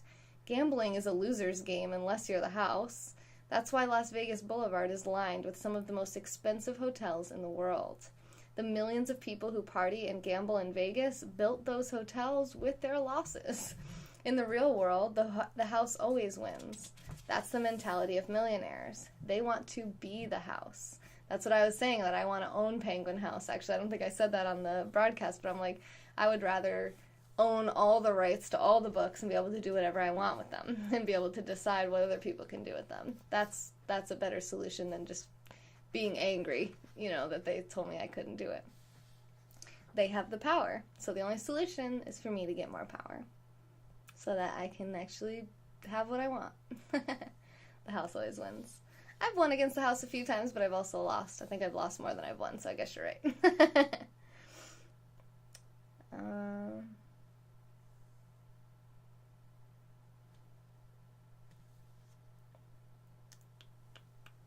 Is building a world-class hotel on the Vegas Strip a risk? Sure, but it's a calculated risk based on years of data showing the costs and potential benefits. This is not the risk of taking this is not the risk-taking of an adrenaline junkie. That's the guy in the casino at Caesar's Palace gambling away his 401k. Calculated risk-taking requires extensive research, after which an assessment is made and the true level of risk determined. Hi David, how are you tonight? Haven't seen you in a while. Once the millionaire understands the risk, she moves to the next step of assessing the financial fallout if the risk fails. She pores over the numbers with her team of experts to determine if the enterprise could survive this level of failure. The larger the risk, the more time and assessment are required. No, I haven't, Viper. What's wrong, Bowman? Some of these deals take weeks and others take years. Now, does that sound anything like an irresponsible, adrenaline-loving risk-taker? You're going to Los Angeles on Friday? Nice! I still won't be there for 2 months. It's quite the opposite. Are you excited to see Claire? It's quite the opposite, but the masses love to make the excuse that they're not rich because they have families and can't afford to gamble. You're going to hear this message from the masses your entire life, and it's one of many misconceptions that keep them struggling financially. Here you go. It says, ask someone you're attracted to out on a date. Calculated risk-taking.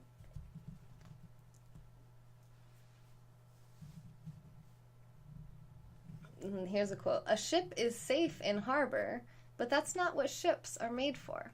William G.T. Shedd. Claire Mead's album release show. Awesome, David. That's going to be so awesome. Marcus, I am reading Amy Schumer Can Be Funny. Secrets Self-Made Millionaires Teach Their Kids by Steve Siebold. I love comedy. I love stand-up comedy. I love funny movies. I love dry humor. I love puns. I love cheesy humor, corny. I love it all. Bring it all on. I don't know if I like dirty humor, though. Or I don't like gross humor. Or humor at someone else's expense, like a prank. I don't usually like that as much, like Jackass style.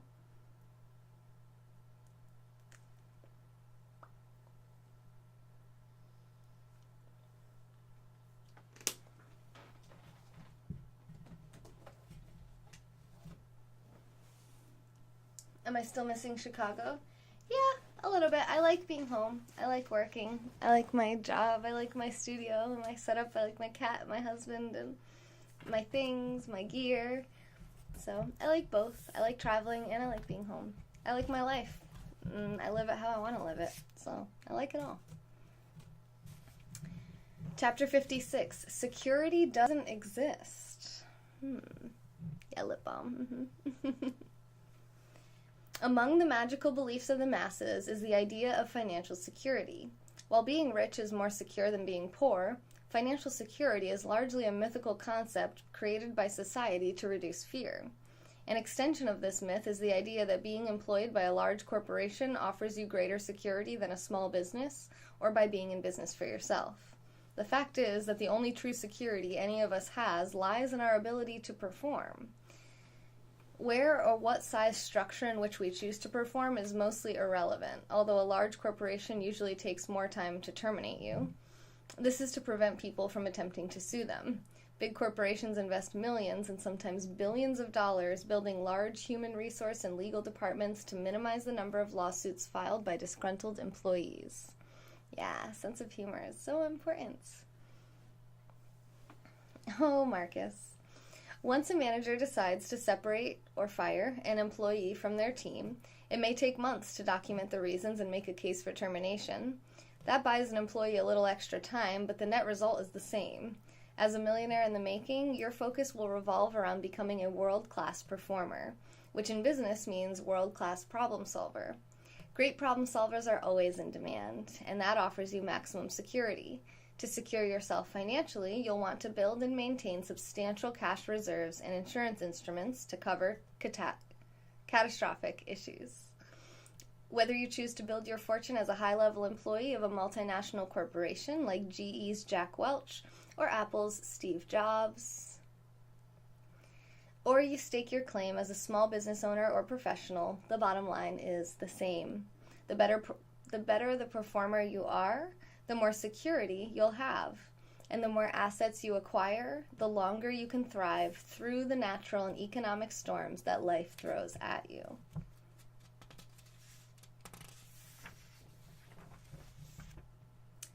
Never surrender security for opportunity. But then the next thing says, surrender your security by speaking up more in school. This is a book for kids. So. Why are people addicted to security? Interesting. Chapter 57, build a world-class team. There's an old saying among the self-made super rich. Hey, Sodom, I'm building a world-class team. It's so perfect for her to be here for this part. It's only 1 page long, so. There's an old saying among the self-made super rich, quote, "It takes a team to build a dream." With a few exceptions, world-class success requires the efforts of a team of dedicated professionals who are obsessed with the same vision.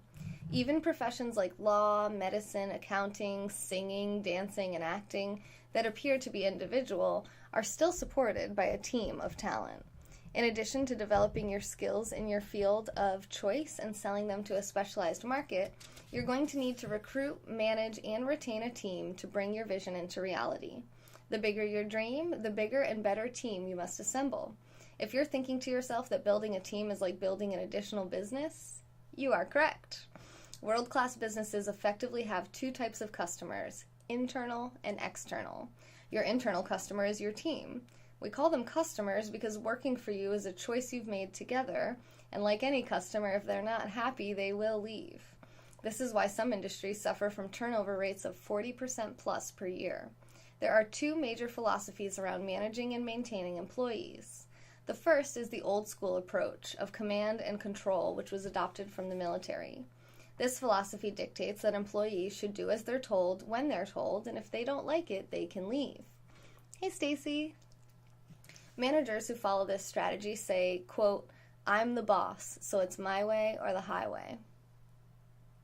You must trust the ones on your team. I agree with that for sure.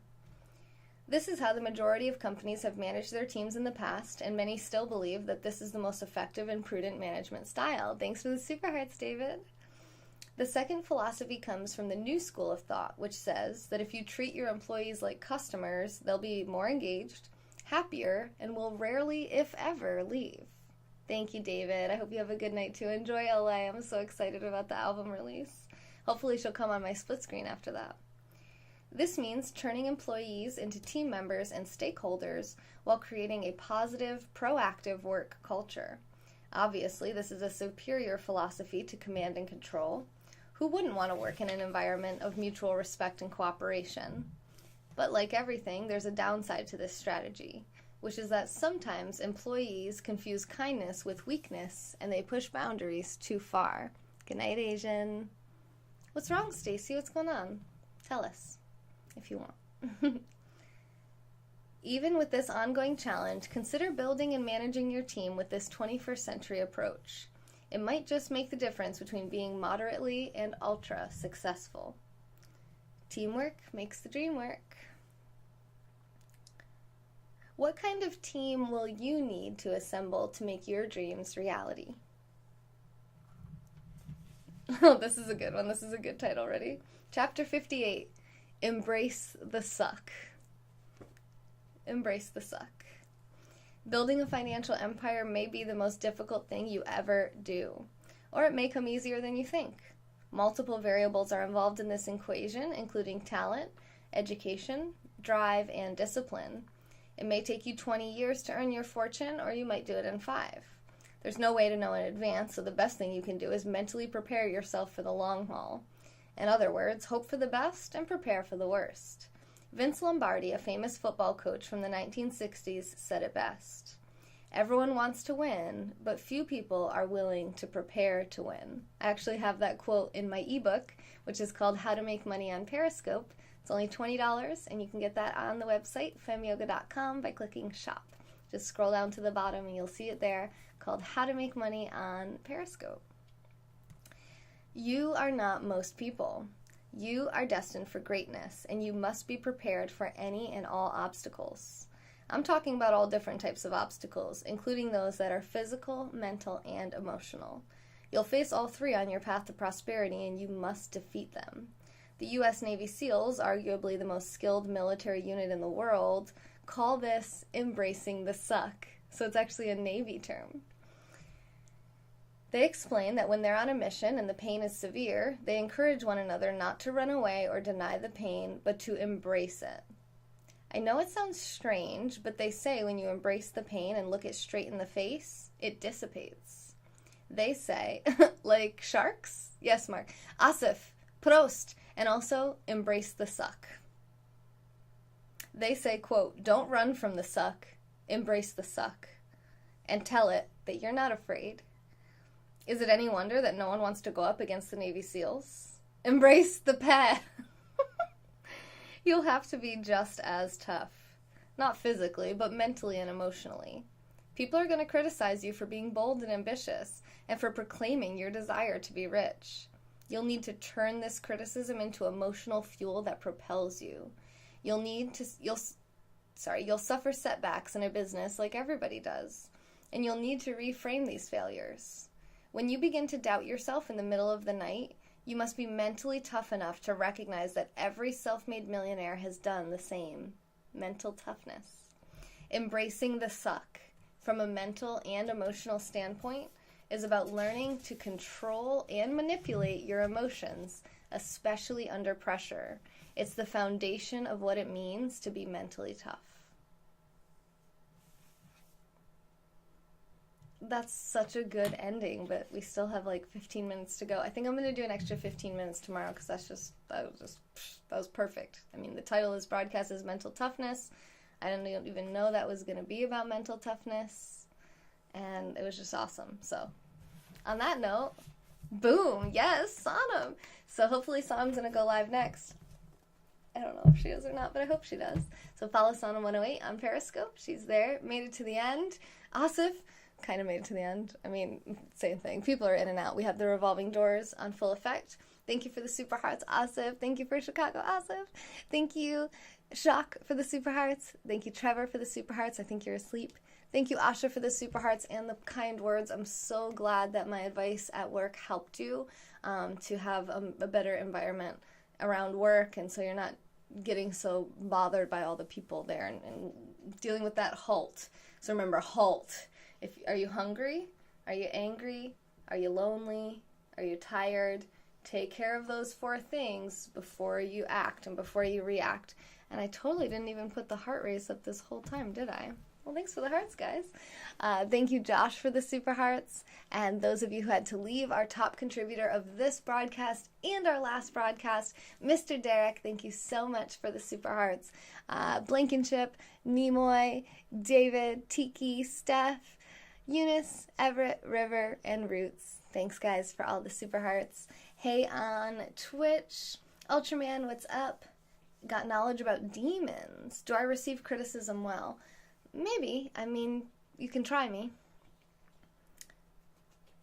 Saxfer? I don't know what that means. Did I get my Stream Deck, by the way? I put it on my wish list. What did I do tonight? Easy. This is a good time to do a summary, actually. So we talked about all the things that kind of came up and became little obstacles on my most recent travel to Chicago, kind of an overflow from last night's broadcast, and how mental toughness and the discipline and habits that we develop in our everyday lives help us to get over those days that are kind of off, where a bunch of things go wrong and you just keep going. You just don't let it slow you down. Don't let it stop you. Don't give up. We played the Shia thing. Should we play it? Let's just one more time. I'm totally addicted to this right now. And I still have it up anyway, so let's rewatch it. Do it! Just do it! Don't let your dreams be dreams. Yesterday, you said tomorrow. So just do it! Make your dreams come true! Just do it! Some people dream of success while you're gonna wake up and work hard at it. Nothing is impossible. You should get to the point where anyone else would quit, and you're not gonna stop there. No, what are you waiting for? Do it! Sonam, this is what I linked you to earlier, and I said, Do it! picture with the Yes, clothespins. you can. Picture with the Just clothespins. do it! Hey, Chris. Hello. I hope to meet you in August. Stop giving up. Oh, I love it every time. So good. Yes. Perfect. Yeah, so just do it. Yesterday, you said you were going to do it today. Don't let your dreams be dreams. You should get to the point where anyone else would give up, but you don't. You keep going. People dream of success. You are going to get up. You're going to work hard at it. Boom. And also, make sure that you're following Siebold on Twitter, the author of this book, because he has all sorts of awesome knowledge about mental toughness, emotional management, and wealth creation tips. And that's kind of what this channel is all about. I do at least 3 hours of live content every day about how to reach your health, wealth, and relationship goals using positivity. Hey there, Lise. And we also talked about the HALT system. So HALT means before you react to anything, check in with yourself. HALT. Are you hungry? Are you angry? Are you lonely? And are you tired? Thanks, Chris, for the super hearts. If you're hungry, angry, lonely, or tired, HALT. HALT. Hungry, angry, lonely, tired. HALT. Figure out how to fill that void, fix that issue, whether it's hunger or anger or loneliness, whatever it may be. We talked about this in detail in this broadcast, so feel free to check out the replay. We also talked about my YouTube channel, why we're not able to go live on there for a couple of months. We kind of got a little wrist slap, but we're learning and we're making it better, and that's only going to improve the channel and help us to reach our goals as well. Yes! Oh my gosh, Sana said she was about to go back to sleep, but now she's just going to do it and go live with clothespins. I love her so much. She doesn't even call them clothespins. She's calling them clothespins for me. She calls them pegs. It's almost 3 in the morning. Yeah, at least I think you said I look tired, but I did my makeup. I think I look okay. I'm a little tired. I'm hungry too. So, okay, let's see. That guy is aggressive, right? That's Shia LaBeouf. Okay, you're criticizing my site. LinkedIn button doesn't work. There's no LinkedIn button on my website.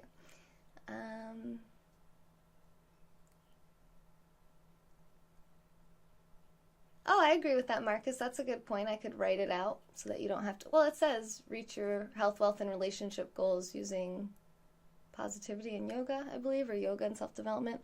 YouTube has been crazy with striking channels. Yeah, it was a Penguin House thing, though. Penguin Random House. It wasn't really YouTube as much. Oh, you didn't say I look tired. What did you say? Chia the beef. Hey, Ferrari. HALT. Hungry, angry, lonely, tired. You took that from AA. I did? Oh, I didn't know that. I just heard that. I heard that on the radio one time on a morning show, local morning show. Now I know where they got it from. So apparently that's an AA advice. Blessings, Dr. P. Hello, Dr. Pe. 10 years and 15 days to make my dream come true, else I would give up on finding someone. If you dream about a demon, the small alien with the glove can help. Oh, that's good. So hopefully you enjoyed learning about HALT, mental toughness, and secrets that self-made millionaires teach their kids. It's a brand new book by Steve Siebold. I hope you'll join me back tomorrow for day 8 of our 30-day yoga challenge. We're going to be focusing on the core and the belly. And if you are in the Fem Yoga group chat, you'll be finding out the other content that we plan out for tomorrow when it is all ready to go. I missed that comment as well, but thank you for the hearts. Gimme Adrenaline, I think, is his name. I don't actually recognize this picture here. Is that Farmer? Is that Dave? Tiki, Trevor, this person, and Asha. Thanks for the hearts. All 12-step programs use it. Addiction loves hungry, angry, lonely, and tired people. Ah, there you go. That's a really great way of looking at it, Lise. Thanks for that's very insightful. Thank you for that. you have big shoulder pain, can yoga help? Maybe, but if you have pain, you don't normally want to like exercise through pain. It really would depend on why your shoulder hurts. But I'm going to be doing Yoga Scope tomorrow, and I will be home. I won't be teaching anyone, so we can talk and interact. We'll talk about yoga then, because this wasn't really a yoga broadcast, so we'll get into the yoga stuff tomorrow. I hope to see you guys back for that, and make sure you're following me. I do at least 3 hours of content every single day. Thank you so much for watching. Please make sure to check out the website, femyoga.com. This channel is 100% funded by viewers just like you guys, so thank you so much for making this show possible.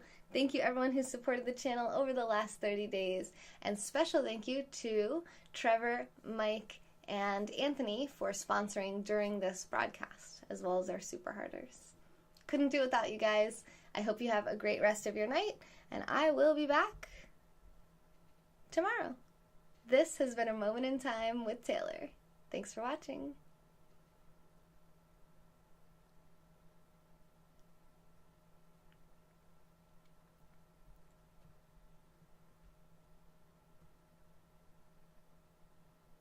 Namaste.